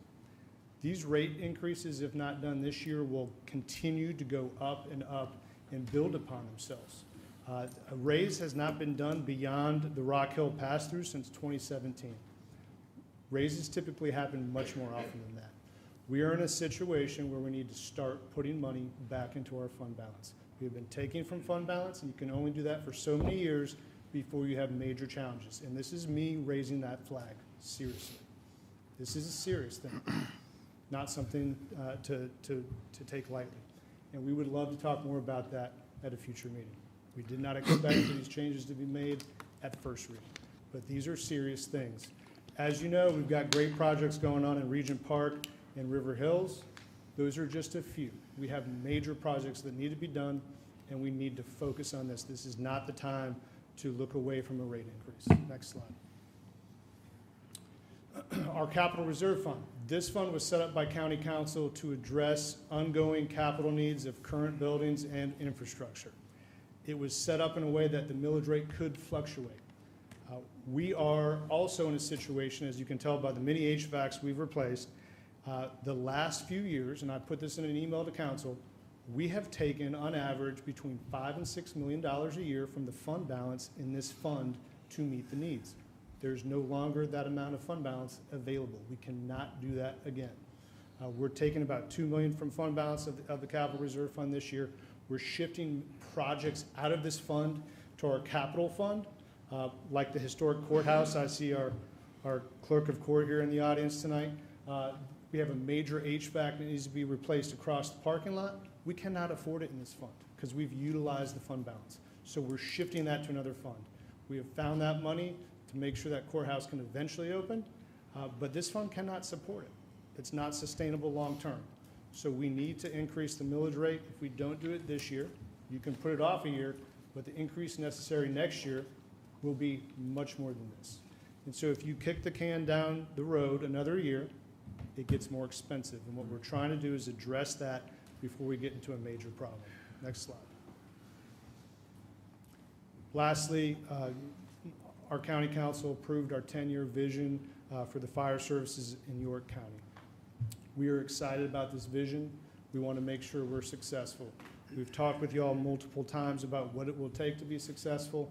One of those things is to make sure we have funds available to replace the apparatus we have, to make sure we can move to a hybrid staffing model to provide quality of service across this county to our residents.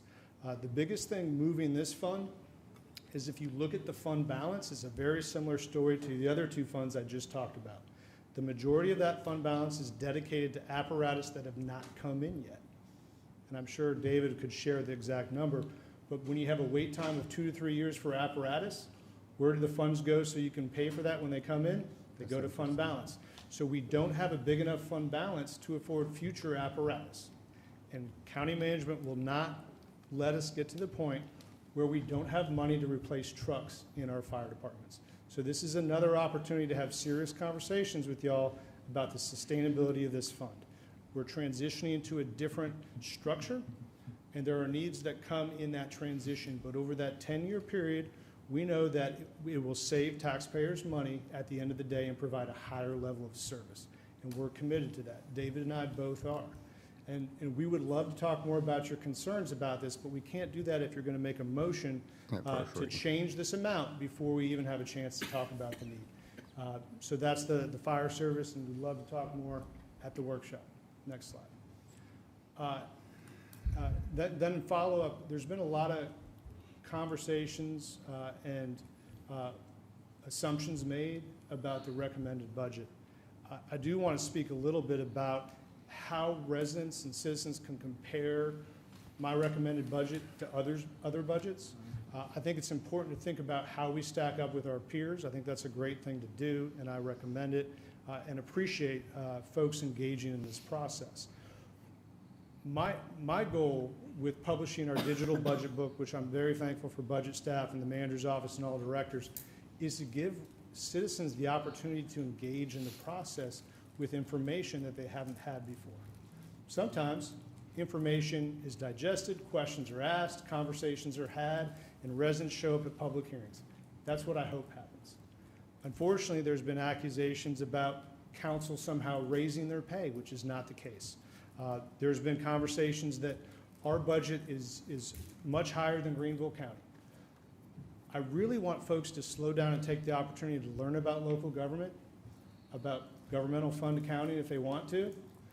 But most importantly, if you're going to look at our budget book, you need to understand what's in it, which is why we put everything out there in our digital budget book for the first time. We are blessed with a great pennies program in York County. $155 million of our budget, of that 560, is for pennies. It's a big year for pennies, and we're really excited. Not every county we compare ourselves to has a pennies program, but on the chart that staff helped develop, you could see that Horry and Spartanburg do. But it's important to understand how much their pennies program is. And so you got to peel back the layer of the onion. The next layer is, well, you got a utility fund here. We do water and sewer at York County, 22,000 customers. And we're trying to improve that and make sure we have the ability to provide exceptional service. That's another $53 and change million. And so if you add those two things together, it's not 560, and you subtract those two things, it's 352 million. Okay, so those are things that make us different, that make us great at York County, but it's not apples to apples if you just pick two random counties and say, hey, here we go. Let's slow down, let's understand the information, let's have conversations, let's seek to understand, and have that conversation. And that's all I'm asking, that when you compare us, you understand why we're different, what makes us great, and what we're trying to do in this budget. And this chart begins to do that, and we'd love to talk about this as well at a later meeting. And I thank staff for your hard work on this. But in terms of water and sewer, of all our comparators on this chart, we're the only ones doing it. So Greenville's got their own a regional system. Greenville Water, it's outside the county. Next chart. Next page, please.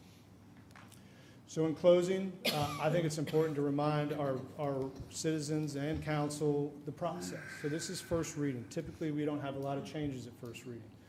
Our goal is that the major changes happen after the public has the opportunity to weigh in, which is at the public hearing on May 12th. We also know we have a number of folks coming to that public hearing asking for opportunities for funding. Y'all have designated a number of items for the workshop, like talking about nonprofit funding, agency funding, discretionary funding, and you've outlined a number of things you want to talk about at that next budget workshop that have implications too. I would ask council to reconsider the motion that was already made, because I think it's too fast and it doesn't give us the opportunity to have these conversations. With that, I'm done. So, real quick, since I did the motion on here. Well, first of all, presenting this information tonight, and I appreciate your comments there. We've gone through some budget meetings on this already. So when we go into first reading on here again, and we look at a budget that's $44 million over last year's budget, this creates heartburn for me, for the taxpayers. And I'm not looking to put one dime of increase on taxpayers' back when it comes to this. I think we need to be very efficient. Those are the reasons why I wanted to come out and have this discussion. So thank you. Madam Chair. Go ahead. Can we put the big rocks slide back up? I want to discuss it real quick. And the reason why I asked for this big rock slide to go back up, because these items here, we all agreed to. There's nothing on here that I can't think of that it was 4-3, 5-1, 5-2. When I saw this slide, I was like, yep, I agreed to that. I wanted to see that. All the way down the list, pretty much. We can't ask for these kind of things along with what we're doing with water and sewer, what we're doing with pennies. Yeah, it looks like our budget has ballooned, but when you subtract out things that we're doing, just as county manager pointed out, that other counties are not doing, just comparing 500 million to 300 million, then you start subtracting out pennies. You start subtracting out some of the things like the raises, the public defender's office, the upgrade to the Motorola, just things that we have on this list that we all would agree to. We can't just say now, we'll take all those off because we want a net sum zero increase. We can't do things and plan down the road, because just hearing how long it takes to get fire equipment. If we put the order in today, we're not gonna get it to 2 years down the road. We collect for it now, because when it arrives, we gotta pay for it. So I'm not the one to get down and get all into the weeds, like I said before, but we can't afford to do the big ticket items and still say, hey, we don't want a tax increase. Because we've been in workshops and been told we've kicked the can down the road, whether it's on employees, whether it's on HVAC systems, whether it's upgrading, keeping our facilities to a good standard. You know, we've been a conservative council for years and years and years. And part of that, we've covered up some things. We've covered expenses out of the general fund that we've already had money for, instead of passing it on and collecting for it from the taxpayers. Like the county manager said, we can't continue to pull from those reserve funds and pay for our budget and basically cover up. That's what we're doing. The last 7-8 years, we've covered up a lot of stuff that we haven't taxed for. Now we got to tax for it. And some people don't want to see a tax increase because it's an election year. But I'm telling you, every 2 years, somebody's up here running. We got to tax for it somewhere, or otherwise we're going to be riding down the road and the wheels are going to fall off, and people are going to say, what happened to York County? Man, I didn't know they was that bad a shape. They've covered it up for 20 years, and now the chickens have come home to roost, as they call it. We got to start recouping some of these funds. We can't keep putting our hand back into the reserves and masking what we have to deal with. And I can say that because I've learned over the years, we're doing this, but we got to stop doing it, because like robbing Peter to pay Paul. We got to just take the necessary steps, and I don't think we can do it to say we don't have a tax increase this year. So unless we don't want to do these necessary improvements, we're going to have to put some tax. And I made a note. Rock Hill increased water and sewer. We get our water, a lot of water from Rock Hill. So how can we continue to absorb those costs for our customers if we're not charging our customers what we need to charge them? We're pass through.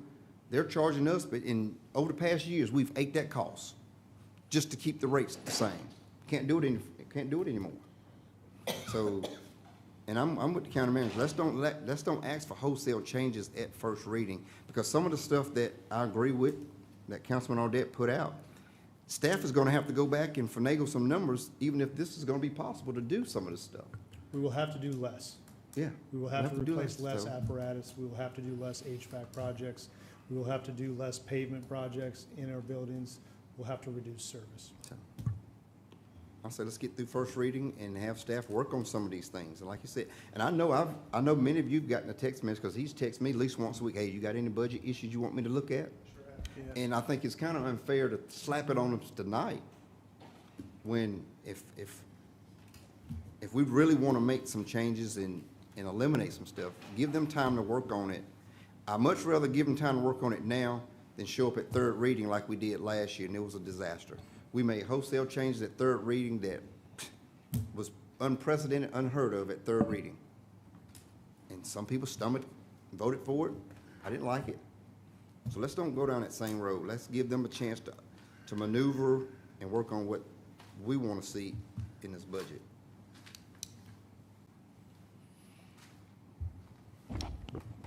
Other discussion? Yes, please. I'll share a few comments. Number one, we're in the third year, or we have a 3-year strategic plan that we laid out that was mentioned on the board tonight. And with that strategic plan, that means that we've got to allocate funds to achieve that strategic plan. And I believe we're in year 2 right now, right? So we have another year to go. I want to reiterate what was already said because I think this is important. We've been talking about the budget since October. And I have to say, our management has done a great job calling us, texting us, asking us what questions you have before we even got to where we are tonight. And I applaud them for doing that. A very proactive staff that we have here at York County, and I'm proud to be associated with them because they're doing an amazing job. I'm sure I'm going to get criticized for what I'm about to say, but I'm going to go ahead and say it anyway because I don't make comments to get reelected, and so it is what it is. I remember when I joined council, we somewhat bragged about running lean, but as Councilman Roddy just said, at some point the chickens do come home to roost, and they're here. Last year, we took items out of the budget last year that are in the budget this year in place of something else that we could have had in the budget this year. Unfortunately, we have a county to run, and we've got to make difficult decisions, and leaders have to make bold and courageous decisions that may not be politically expedient. And I think we're at that year this year, actually, when we need to do this, because unfortunately, the demands and the needs we have moving forward in FY 28, 29, 30, we're going to be faced with some difficult decisions then, too. There are major projects on the board that the public's probably not even aware of that are on the horizon for York County. I mean, you think about unincorporated York County, this is my opinion, I put it this way, paint the picture this way, but unincorporated York County is like a huge municipality. We have needs, infrastructure we've got to put in place just like any other municipality as growth occurs. When you start running water and sewer through York County, growth is going to happen, and you got to pay for it. And you don't pay for it when it starts happening. That's like looking at Highway 274 and 161. And you say the horse is out of the barn. It's out of the barn because we didn't do a good job planning for what's happening on 160 and 274. Nobody's fault, but we're taking the action now to address that, just like we're addressing the south side of Rock Hill and I-77 to make sure that we make good decisions out there so we get the kind of intentional growth that we want. When I get into this process, what I've done since I joined county council, I go back to the South Carolina Association of Counties Wage and Salary Report, and I glean some information out of that because it's pretty telling. So I only mentioned a few things tonight because I think it's important in context of what's already been shared. And if you go to page 4 in that report, the 2020 report, which all of us have a copy of, electronic copy of it, you have a link to get to it. When you look at payroll, what the South Carolina Association of Counties does is they break the counties up into 5 groups. We're in group 1. That's 200,000 of population or greater. There are 9 of us in that group. Ironically enough, York County is in the 7th spot as it relates to payroll. 7th lowest. 7th out of 9, we're down at number 7. That doesn't mean we need to increase our payroll. There's just a story behind that number, I think. I think it's somewhat telling about how lean we've been, which is okay. You want to be lean, but you got to be able to manage lean with however you can raise your revenue to cover your needs. Full-time employees. Ironically enough, out of 9 counties, we have the lowest full-time employees of the 9 counties in Group 1. So when you start talking about the vacancies and you want to do away with the vacancies, you almost need to understand, well, do we have a need for those positions where we have vacancies? I think it's pretty important for us to understand that because we're at the bottom of the rung. There's a story to be told there, and I think there are more questions that we need answers to there. I'll finish with this one because I think this is important, and this one is important because we took it out of the budget last year. That's for an ombudsman. So pardon me? What was it for? Ombudsman. Okay. So when you look at this particular statistic in the South Carolina Association of Counties Wage and Salary Report starting from 2026, the assistant county manager can have an assistant. And our pay scale for an assistant is number 8 out of 9. So what he's offered to us is to not put an assistant in place, but go ahead and hire an ombudsman instead to fill that so he can reposition this to get a more qualified person who can actually help us, because this is an important need that we've all, I would hate to say complained about, but we've brought this up. So he's found a creative way to not necessarily have an assistant, but to give us a position we need in our budget that helps the taxpayers and the businesses that are coming into York County that want to have a smoother, we got 2 great compliments tonight. That's always great to hear, by the way. If you're having a good experience with the county, please come share that, because that's important, because typically all we hear and they hear are the negatives. So I'm appreciative of those 2 individuals. Anyway, this is not easy. This is not an easy task. You know, nobody take offense to this, but I look at 2 statistics. You know, over 60% of people in America live paycheck to paycheck. And that means that, you know, managing a budget, your own personal budget, is difficult, much less a $600 million budget. It's pretty difficult. So it's a lot for us to think about, and I think we need to be as, obviously, as diligent as we should, but it's not just this year. You got to take into consideration the forecasting for next year and the following year too, because this challenge we're looking at tonight does not go away, just like it didn't last year. Thank you. I'm not going to agree with that big, giant wholesale cut of everything. One thing I've learned since I've been on council for a year is that we love to vote for the shiny things, but never fund them.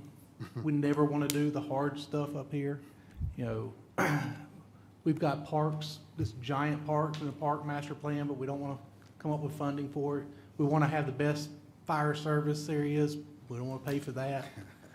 You know, we want to have the most efficient facilities, have great customer service, but we don't want to pay for those people either. We don't want to make sure that we're using the things that were allocated properly. You know, what do we want to pay for? How about interstate studies and interstate exits and on-ramps? Things that, you know, most people don't complain about. They complain about the roads that we don't have paved. How about we, this council voted to purchase a giant water system, but didn't come up with a way to fund the improvements of it. So now it's eating up the water and sewer fund with its massive number of projects that has to be done in Lake Wiley. But yet we paid $35 million for it, and then, you know, took some state money to kind of cover it up. But yet we don't want to fund all the improvements to that now that we've taken it on and it's part of our customer base. You know, it's real easy to sit up here and just go, oh no, we're not going to do this, we're not going to do that, and just pick out some random things. You know, we can do a facility study. Yeah, it's expensive, but you know what comes out of that? Figuring out whether we actually need all of these buildings, or are these buildings being utilized the proper way?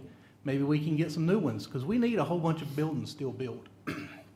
And every day that we drag this stuff out, it goes further and further and more expensive. None of this stuff is getting cheaper as we go along. You know, if we're going to start removing stuff, how about the county or the council attorney for $277,000 that we approved? I mean, now a whole lot of stuff's changed since then. Do we need that? How about the discretionary funds that council gets to give out to people for $140,000? I didn't hear that on the chopping block anywhere. You know, again, it's all about the shiny stuff. And, you know, I have a whole list of stuff that I wanted to go over, but I never finished my list, and so I didn't send it to Josh yet. But, you know, at least we're going to have that discussion to see what we can do instead of just going, hey, you need to cut out this stuff and hope and pray that you can run your business for the rest of the year. Okay, I just want to say a couple of things Watt said is exactly spot on, and that is our good citizens here in York County are on a budget. They're having to pay $3.96 a gallon for gas. Their grocery bills have tripled. They're having to have, both parents have jobs, and some parents have to have 2 or 3 jobs to make ends meet. And here we are sitting here wanting to raise taxes on an already overburdened citizen of York County. I think that they would appreciate maybe not having so many shiny toys and extra staff, that maybe somebody here needs to do 2 jobs rather than ask our constituents to go on and take 2 and 3 jobs. I am for cutting the budget. I am not for tax increases. And I just think that we have some staff that, not staff, but positions that we can do without. And some of the studies, I've never been a big proponent of studies. I've never made that, a secret. I think another study on Parks and Recreation, I will just scream if somebody tells me we're going to have another study on Parks and Recreation. So that's my opinion. And building off of that, I think the challenge for staff is I've never heard the list that Councilmember Audette shared, and I also couldn't repeat it to you right now because there was so much in there. And so that's the challenge when all these changes are made in the first reading. If council wants to reduce the millage for the capital maintenance fund, tell staff you want to do that, and then we'll give you options to do it. I wouldn't recommend an increase to county roads if I knew y'all didn't want to pay for it. I would recommend we pull that back down to 2 million because I don't want this fund to be unsustainable. So what I'm trying to do is balance the goals of council with the finances that we have. If you don't want to do a parks master plan, just tell us. Like, you can vote on just that. But when you lump everything together, and I don't know if council knew you were going to say that, Councilmember Audette, but I sure didn't. I can't even begin to tell you how I would run the county with those changes. And we've only asked for 22 FTEs. 10 of those are public safety related. So half of the positions are related to public safety. Some of the other ones are related to Catawba Bend. We've got to open park. We've got to staff it. Some of the other ones are related to our utilities. There's probably only 3 related to internal service. If you want us to reduce the number of positions, that's where I'd look first. But I'd love to have a conversation with y'all about that. I think we're gonna. Yeah, and let me just So say, this is look, really challenging for me to react to We've I've not been even pulled allowed at this. every council member to speak, and. No, I just want to say one thing. Wait. Again, I think I stated Mr. on Audette. here- Go ahead. We've already heard from each council member the way that we approach this, just so that we can Toby, yep. refrain from going back and forth, is to allow each council member to speak. And is there anything you want to say?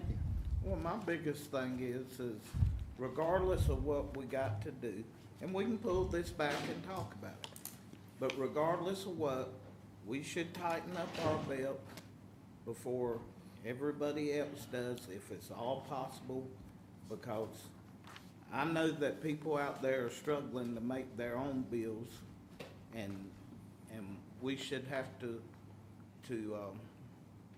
endure or whatever. And as Andy said, we can cut those certain things. I mean, it ain't no big deal.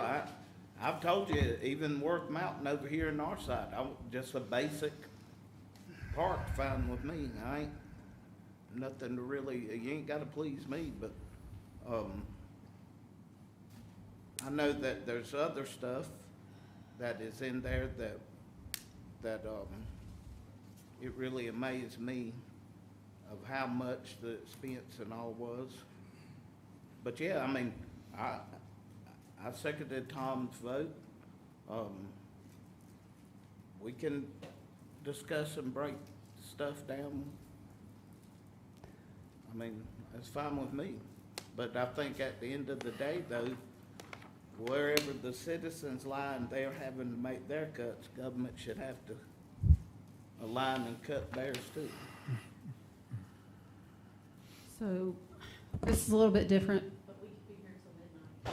We We could be here, we could be done it here several until times. midnight. We have, We've done it several times. this is first reading of this budget. I'm going to support the motion solely to move us forward. And that doesn't change the fact that changes can be made at second, changes can be made at third. My concern is that this budget calendar was set, and now we're saying that we shouldn't even make any, I mean, the management set the budget calendar, and now this request is that we shouldn't change anything at first reading, that we should wait until after the public hearing. We didn't set that budget. I don't think it makes sense to not do anything at first reading. I will say all of the changes that Mr. Audette made can be changed at second and can be changed at third, but what I understood the motion to be, I'd love to what hear it. I understood the I'd love to hear motion. the motion, yeah, because I didn't catch all of it. Yeah, all due respect, it seems My- to me we're well, gonna vote on a hang on a motion minute. we have no I idea haven't what been we're able to voting on. finish my comments.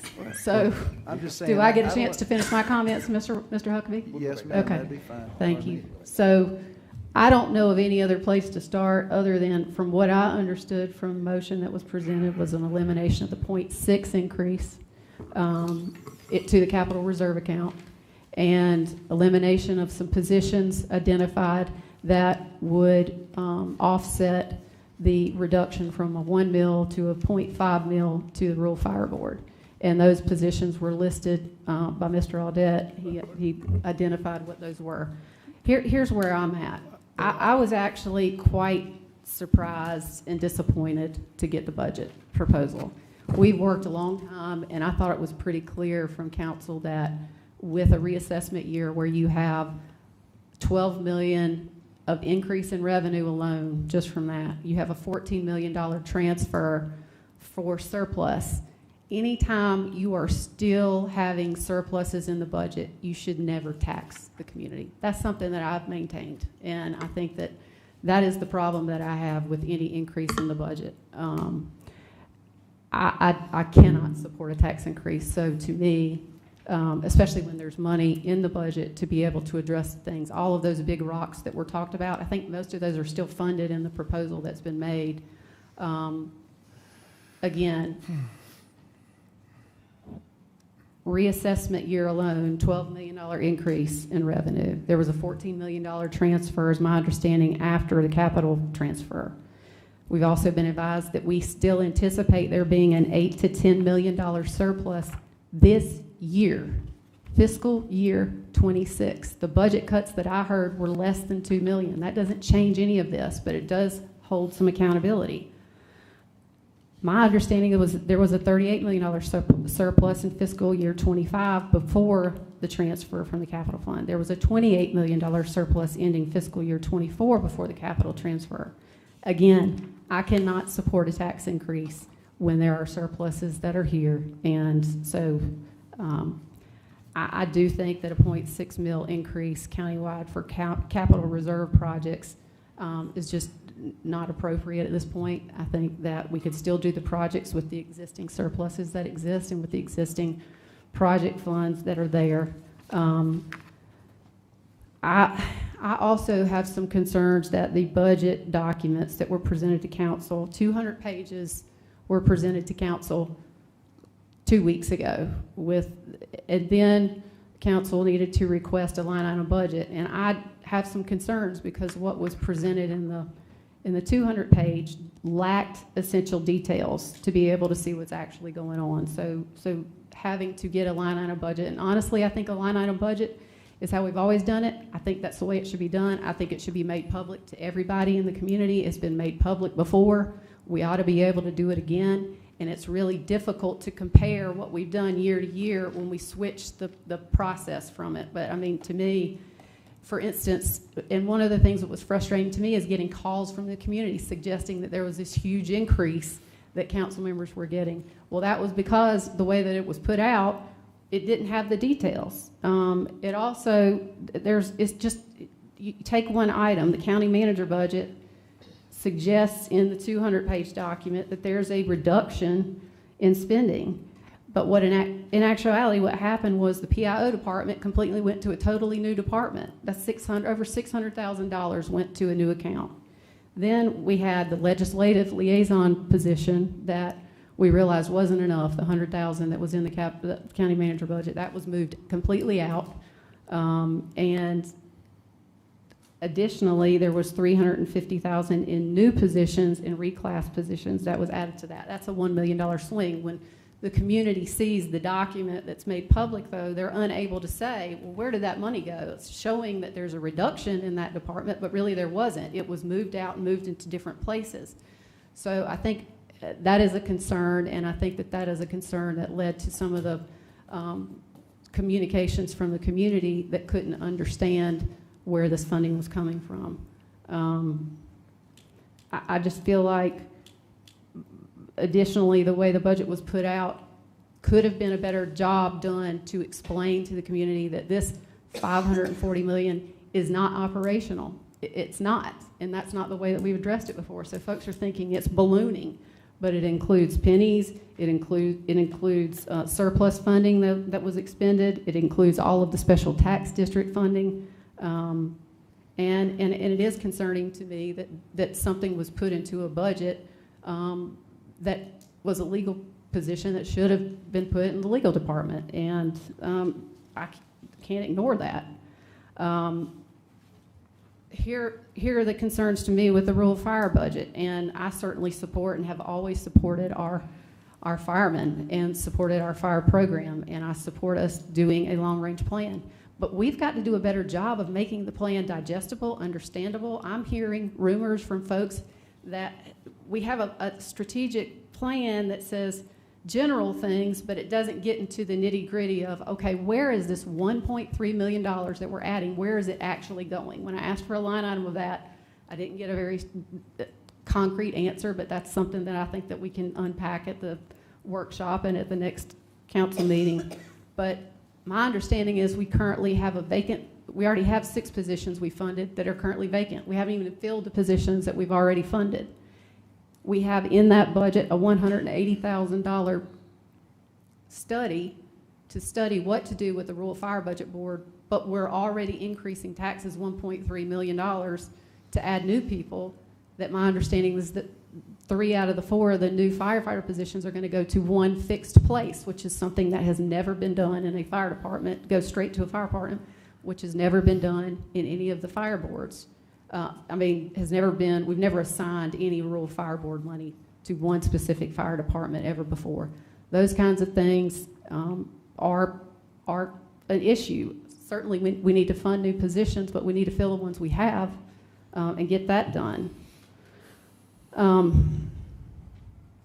I do think that, again, that we need to have an official line item budget made available to the public, one that is allowed to be released to the public, because my understanding is there is sensitive information that's contained in the budget document that pertains to matters that are protecting our citizens when it comes to identifying specific things in that budget. And I won't go into detail to do that, but we can't just, it needs to be made available, it needs to be public, but it needs to have sensitive information deleted from that.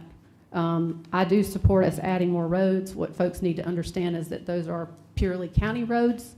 So I think, kind of like with pennies, I think one thing that I think the community would really support is if you're going to add additional money for roads, list out what the roads are so that we can be accountable and know the next year those roads were done. Let them know what those roads are and don't deviate from that. Don't just create a fund where it will go to roads, but we're not exactly sure which ones they will go to. So I realize that this is a little bit different. I think we do have, we've got a lot to unpack. I don't think, but I think all of these things are things that we can work through together at second and third. And I just can't support a tax increase. So I'm going to support the motion tonight, but I am 100% committed to continuing to work through this cooperatively and together. I just can't support a tax increase. I'm gonna, before we go talking through again. I'd like to be recognized. Mr. Roddy, if I recognize you, then I have to recognize the whole council. Well, we've been here to 1 o'clock many times in the last couple of years, so it's well, just I'll look to y'all, council. Do we want to allow another round, or do we it's want not, I just need 1 call minute. for the I need 1 question? minute. Give each council member 1 minute. That's 7 minutes. All right, I can do that. put my chart up. I want to go back, when we're talking about increase. We put this chart up the last meeting. If you look at a $300,000 home, what we were charging in 2010 to what we're getting, the county, what we're getting. When we say taxes going up, I pointed to, look at the school district, look at the municipality. York County is not hammering people on the tax bill. So don't sit up here and say we're hammering people on the bill when, if you don't want the facts, don't look at the chart. Because this is York County's take on a $300,000 home from 2010 to 2025. Look at what we've only increased. And look where we're probably going into next year. I like to get 2026 up there, but we are not hammering people on the taxes. We can't help but what the school districts do and municipalities do. But this is all we're getting on a $300,000 home, and I think that's a fairly decent home in York County. So don't say we have to stick with a small budget. We're already small. If you compare what some of the other counties have went from 2010 to 25, they're charging a heck of a lot more. We're giving it away. So I'm not gonna buy we're hammering people and we need to cut back and roll back. We've rolled back every single year. We've rolled taxes back. So, but I don't even know the whole motion that Tom put out. I wrote some things that I agree with, others I can't. So I'm not gonna support the motion with all that packed into it, and definitely without giving staff an opportunity to finagle some of the things that he wants to have done. If we can vote for it tonight and say we can take it out later, we can add it in at second reading. We can add it in at third reading. So let's don't jump to do this on first reading. And I'm done. So I'll be quick. So tonight, we came in understanding exactly what staff had presented to us. It's been shared with us, and if you prepared for the meeting tonight, you're aware of what they had. So at least you know, if we're expected to pass first reading tonight and you say yes, at least you know what you are voting for. And the reason I can't vote for the motion made is I can't tell you what I'm voting on. Therefore, I'm not voting on that. And I don't understand why anybody would vote for something unless you were a part of conversation before tonight's meeting and you understand what all was shared. And I applaud Councilmember Aldette for sharing everything you shared. I think it's great. But the problem is, man, I couldn't even write quick enough to keep up with everything you were saying. Therefore, there's no way I could vote for it. So if you're looking for the cleanest version, it'd be to come in tonight, vote this down, and if you want to pass first reading, vote for what we already knew we were going to be voting on tonight, and then make your amendments, have our discussions at the workshop on the 12th, and then make your amendments on the 18th. That's my opinion. Heck, I say just do the amendments tonight, if that's what you want to do, but break them up into something we can all be aware of. But I'm not voting for it. No. I definitely am not voting for it because it screws us over on public works and water and sewer. I can go through and just read everything I just stated, so everybody can hear it. Would that help? I'd like to be able to digest it personally. Well, again, you don't have to support it. I'm just putting out what I feel. These are recommendations to get down to what we have as far as zero taxation. You know, when I see a $44 million budget increase, I look at areas where I feel we can reduce, okay? All right? So if you don't want to support it, it's up to you. I mean, I'm looking just to come up with some ideations and how we can approach it. And that's my goal tonight. That's it. So I can go ahead and reread it. Sure, if you want it. Yeah, absolutely. So the first thing is to eliminate the facility study, which is roughly $1.2 million. That's the first thing. The second thing is to eliminate management positions based on the ones I'm going to list out here that were requested. The first one was the EMS director. Recruiting specialist is second. Principal planner. Contract administrator. Accounting manager. SharePoint administrator. Director of budget and strategy, and CFO. Pause for just a second. Did you say county manager? Yeah, no, budget Director of Budget and strategic. Okay, I just want to make sure you didn't eliminate county He did say manager. county manager. I thought he said. No, We no, did, but also. no, some I of those said, are I said reclass- accounting manager, accounting manager. I thought he said county manager. That's listed That's in your the budget ut- request. That's in the utility fund. This is, I think that's my whole point is. Well, let me go through the list here, and this is, again, we don't have, you don't want to accept And one this. was a reclass, not a That's his motion. position. But this was listed out in what you had requested for a list of new hires. Okay? Reduction of the capital project fund down to 0 from 0.6. The additional funds will come out of the capital surplus. Your request is 1 millage rate increase for rural fire. My recommendation would be 0.5%, and again, the offset of that would be reductions in the general fund that we can eliminate to offset that millage increase. Outside of that, outside of that was the decrease from 6% down to 3% for water and 3% for sewer. And that's pretty much it. All right, does anyone else? So the rural The fire water- fund is separate, right? I just want everybody to understand that. What you're talking about, if you reduce in the general fund's separate than the rural fire. I understand that, but what I'm looking for is a net zero tax increase. So how we can offset it. It's a standalone millage. I'd prefer David Garner to speak to how the rural fire. Well, fund again, at the end works. of the day, it's about, if across the board, if we have a net zero increase in taxes, that's what I'm looking for. We've got a $44 million increase asked for here. I want to make sure that we're efficient and we're addressing what we need to get done, but at the same time, not raising taxes. Any other comments? Can we get Watts out the back so we can vote? Watts ready to vote.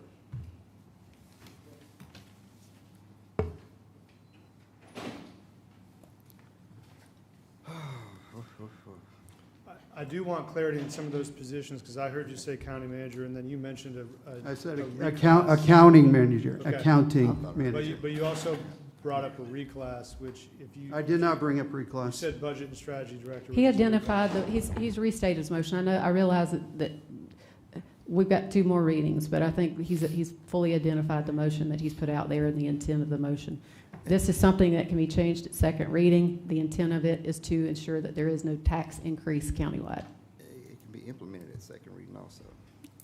That's true. Now, I mean, anything now- can change at these now- upcoming readings or budget. So while we're waiting on what, how does decreasing the rate on water and sewer change the millage? Well, all right, we're not going to get back and forth. And let's remind These are all everybody, good Rockville comments is that I think. raising sewer by What- 8%. I need to that's why I'm manage, really confused I about need to this. manage the motion that's on the table. Okay, call for the The question. motion is on the table.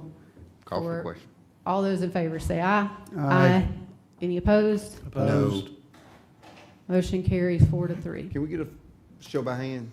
Vote by hand? said aye. Where we at? Can we get a show of hands on the vote? Those who said aye. Opposed? All right. Again, we have 2 additional readings, a workshop, and a number of changes can be made at that point. Where's my agenda?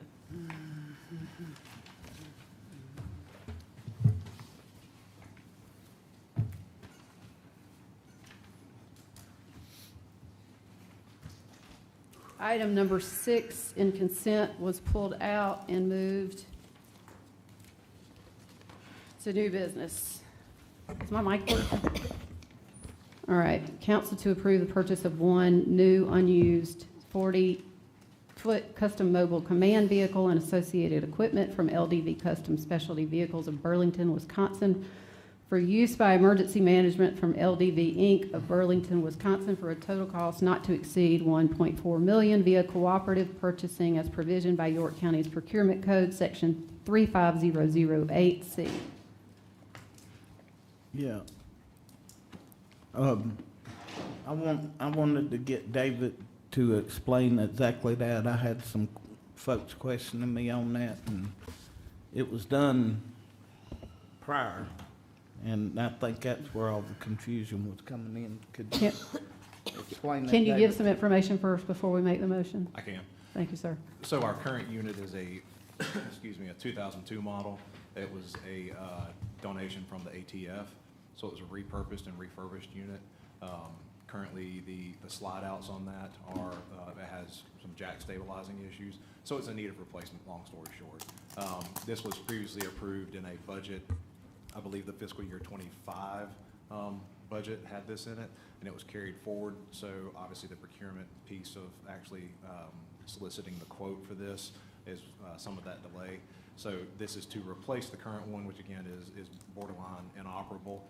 And this would be the first command post that we have actually purchased for county use, rather than relying on neighbors or one that is at times inoperable. And could you say who all will have access of using? Yeah, so it's a multi-jurisdictional, multi-agency use. It's operated by emergency management, but it's available for any use in the county. Currently, they use it for special events, obviously any large-scale disaster or emergency call, but it's available to every agency through emergency management. Mr. Garner, this was already approved previously as a budget item. As a budget item, yes, ma'am. This is through, and the reason why it's in consent was because it does not exceed the budgeted item that was previously approved. Is that correct? Yes, well, so there's 100 million, I'm sorry, 1 million that was approved previously. This is for the full amount, and so as part of our CIP moving forward, the additional amount is included in that. Okay, well, I wasn't expecting that answer. So council approved in the budget only 1 million, and this is a $400,000 increase? That's what is in the previously approved budget that was carried forward. But in order to make sure that's encumbered so it can be carried forward and the purchase can be made, yes, ma'am.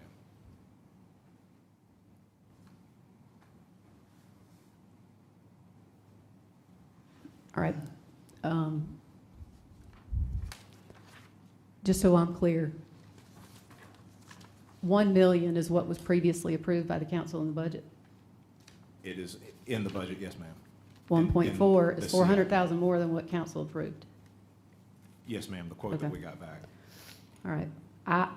So my understanding, and this is a matter of process for me, my understanding is that in consent agenda items are always to be either what was previously approved in the budget or less. If there's ever an increase, then it would need to be pulled out and questions allowed to be answered. So I've heard your explanation. I would err on the side of deferring this to the next council meeting to allow time for folks to ask questions about it since it exceeds the amount that was approved. Because technically it really shouldn't have been in consent agenda at all. That's my opinion, but we need a motion. So if y'all want to approve it, y'all can approve it. I will not support it. I would defer it. But somebody's got to make a motion. Make a motion to defer. Second. Motion and a second. Any other discussion? All in favor say aye. Aye. Any opposed? Hearing none, the item will be deferred to the next reading. Could I speak 1 second? Is it on the same item? Yeah. No. Huh? Nope. No. We're done. I just wanted to see if there was a grant possible there. All right. Hang on, I'm getting there. Committee and other reports, Justice and Public Safety Committee, Chairman Tommy Atkins. Okay. All right, the Justice and Public Safety Committee, we met on April 22nd. Myself, council members Huckabee and Audette were present. The committee heard a brief update about the fire services. The hiring process of the firefighter paramedics is underway, and a pilot program is underway with employees from 2 fire tax districts at Flint Hill and Bethel. We heard an update regarding the Tier 2 fees. These fees will be to fund the high-performing hazardous material incident management program. Additionally, discuss additional discussions will be held at future JPS meeting. The committee members provided the interim county attorney with the feedback regarding the board's and commission members' conduct.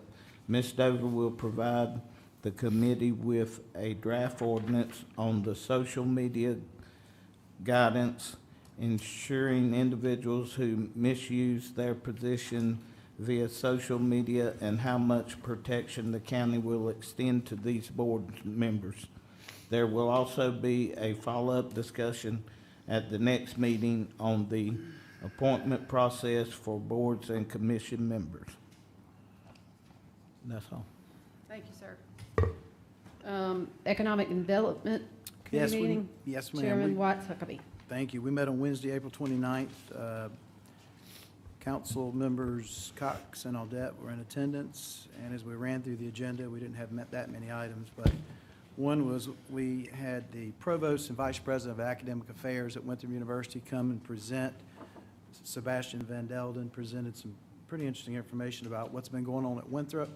So under the new administration, Dr. Cerna and his team, he educated us on what they've accomplished since 2025. They've adopted an honors college. They have bachelor's degrees in artificial intelligence, financial technology, so fintech, game design, aviation business management. They've launched some other programs in the fall of 2025 as well. They shared with us that over the past 10 years, the Palmetto State has averaged manufacturing employment growth of more than 17%. This is a statistic from the South Carolina Department of Commerce. The number 2 requested academic degrees for graduating high school students are health sciences and engineering. Those are the top 2 degree programs that they're looking for as they head out of high school. So Winthrop is looking to implement an advanced manufacturing engineering program that would have coursework in artificial intelligence, cybersecurity, machine learning, and material science. They actually have the prerequisite courses in place right now, so they don't have to create the courses to have this program. They just have to get approved by the state. So they have come to us to ask us to support them with a commitment for a 4-year engineering degree program. The city of Rock Hill has committed $250,000. They're asking us to commit $250,000 to support this engineering program. And when you look at workforce development here in York County, when you look at our ability to attract advanced manufacturing to York County, you have to have the jobs to support it. So it means you got to educate the college students so they can earn these degrees, go to work for the companies that we're trying to bring into York County, the types of industries. And advanced manufacturing is one of our core industries that we're looking to attract to York County. So they have asked for a commitment for us to actually donate a one-time gift of $250,000 to them, and you'll be learning more about that individually. And we've got another economic development meeting to talk about that further, because we didn't take any action on that Wednesday night. Then we had an update on marketing and communications. Economic Development Director Mitch Miller and Caroline Floyd presented that, and that's all about our messaging. So a transition from one economic development director to another, messaging, what's on the website, social media, and our communications. So that was really interesting to see what they'd put together. It's impressive. Future discussions, Bo Legg and Robert Lewis came in. Bo Legg's the mayor of Clover. We talked briefly about the Bailey Bill, the American Thread building specifically, and what Clover's trying to do with the American Thread, or buildings. There are 2 buildings there. So we just got an update from them. Then we went into executive session to speak on a contractual matter, Project Palmetto Rock, but we didn't take any action coming out of executive session. That was the end of our meeting. Thank you. Thank you, sir. We do not have any citizen concerns tonight. Are there any council member new non-agenda comments before we go into executive session? I do. Mr. Adkins.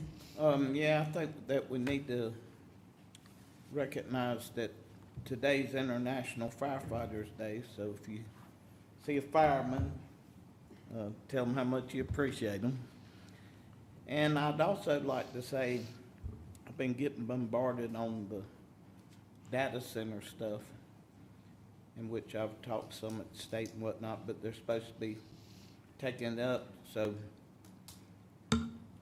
I would probably recommend that on the future, on them, that we wait on whatever the state's gonna say, not to say that we don't move ahead if we're gonna put something in conjunction. We're gonna talk about it, Winston. Okay. But anyway, seems to be a real heated topic, so that's all. Anyone else? Yes, very quickly. Mr. Huckabee. Yes, ma'am, thank you. At a workshop, it was shared that we had 9 agencies that were being asked to contribute money to in our FY27 budget, an amount of $621,286. It's a $25,000 reduction from last year's approved amount, and that was $25,000 that was taken from Safe Passage. So I went back, Councilman Litton and I have been talking about this a little bit. I went back, when I chaired HTAX in 2017, we actually revamped the HTAX and we created criteria.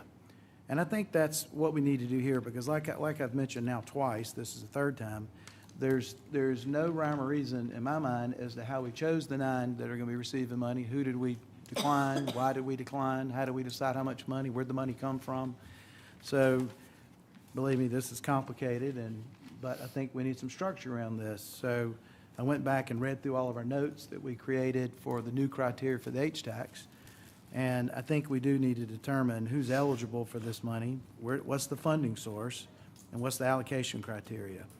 And to save time tonight, I'm not going to get into the details, but Karen actually has this because Karen was the secretary to HTAX back then, so she actually has this, but I have it, I can send it to her.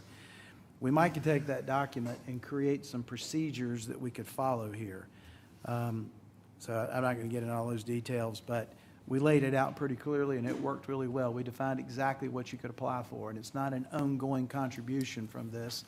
This is more of one-time allocations for something you need money for, like Pathways, unfortunately, is trying to replace the sewer, the terracotta sewer. It'll cost them $150,000. After they just replaced one that cost them $150,000, they didn't know this was going to start leaking as a result of the other being fixed. Nonetheless, that's just an example of a one-time allocation. And then I'll end with this, and that is, where's the money come from?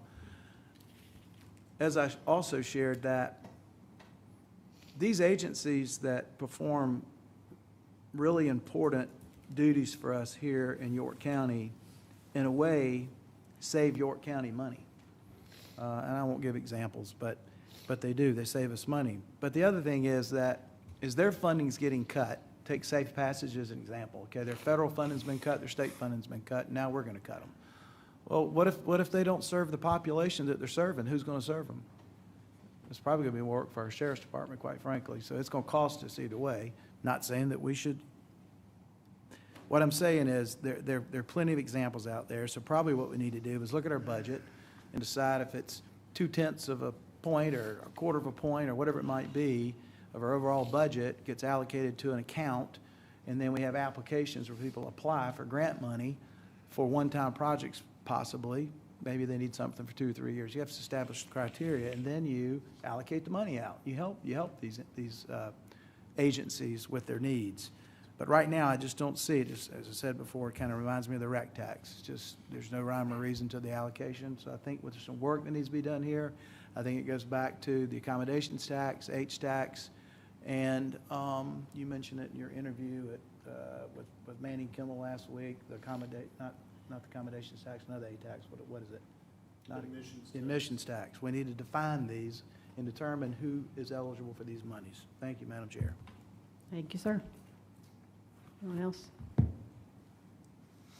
Something that's been on my mind is I think that council should consider adopting a resolution giving some direction policy-wise that we're not going to give FELOs to future data centers, future industries that have, that we determine, and I think it would require a little bit of discussion for council to say that are stressors to any of our utility sources, at least.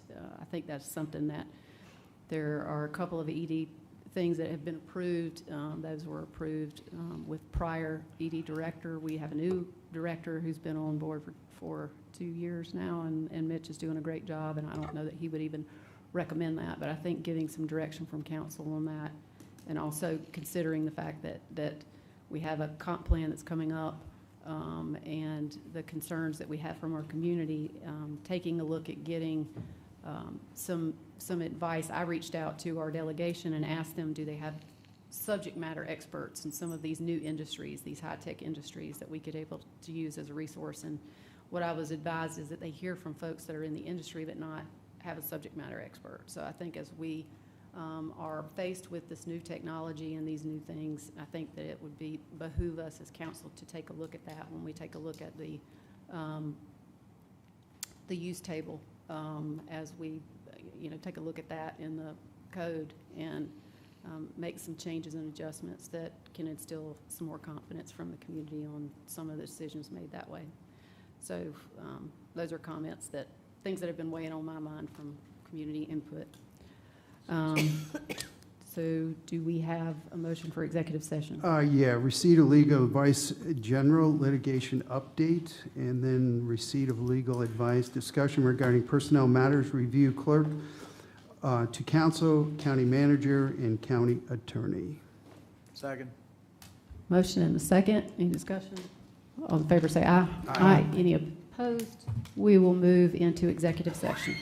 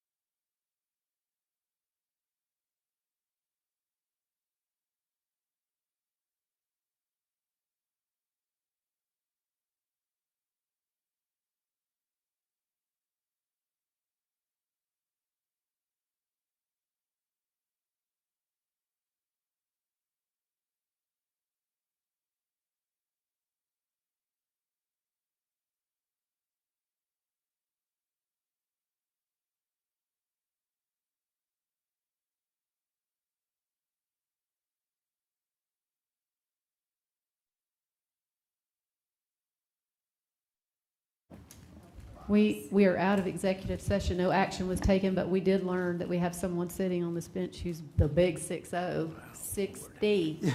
1, 2, 3. Happy birthday to you. Happy birthday to you. Happy birthday, dear Wallace. Happy birthday to you. Cha cha cha. Thank you. I think that's the first time we've sung happy birthday to anybody. on this Yeah, council there you like go, this. man. This is the very first time. That was the first time, man. There you Just go. glad it didn't happen at the beginning of the meeting. Thank you. Thank you. That's awesome, man. Would you like to make the motion? I'd like to make a motion to adjourn. All right. Yeah, second that. Motion and second. All in favor, say aye. Aye. I mean, just think about it.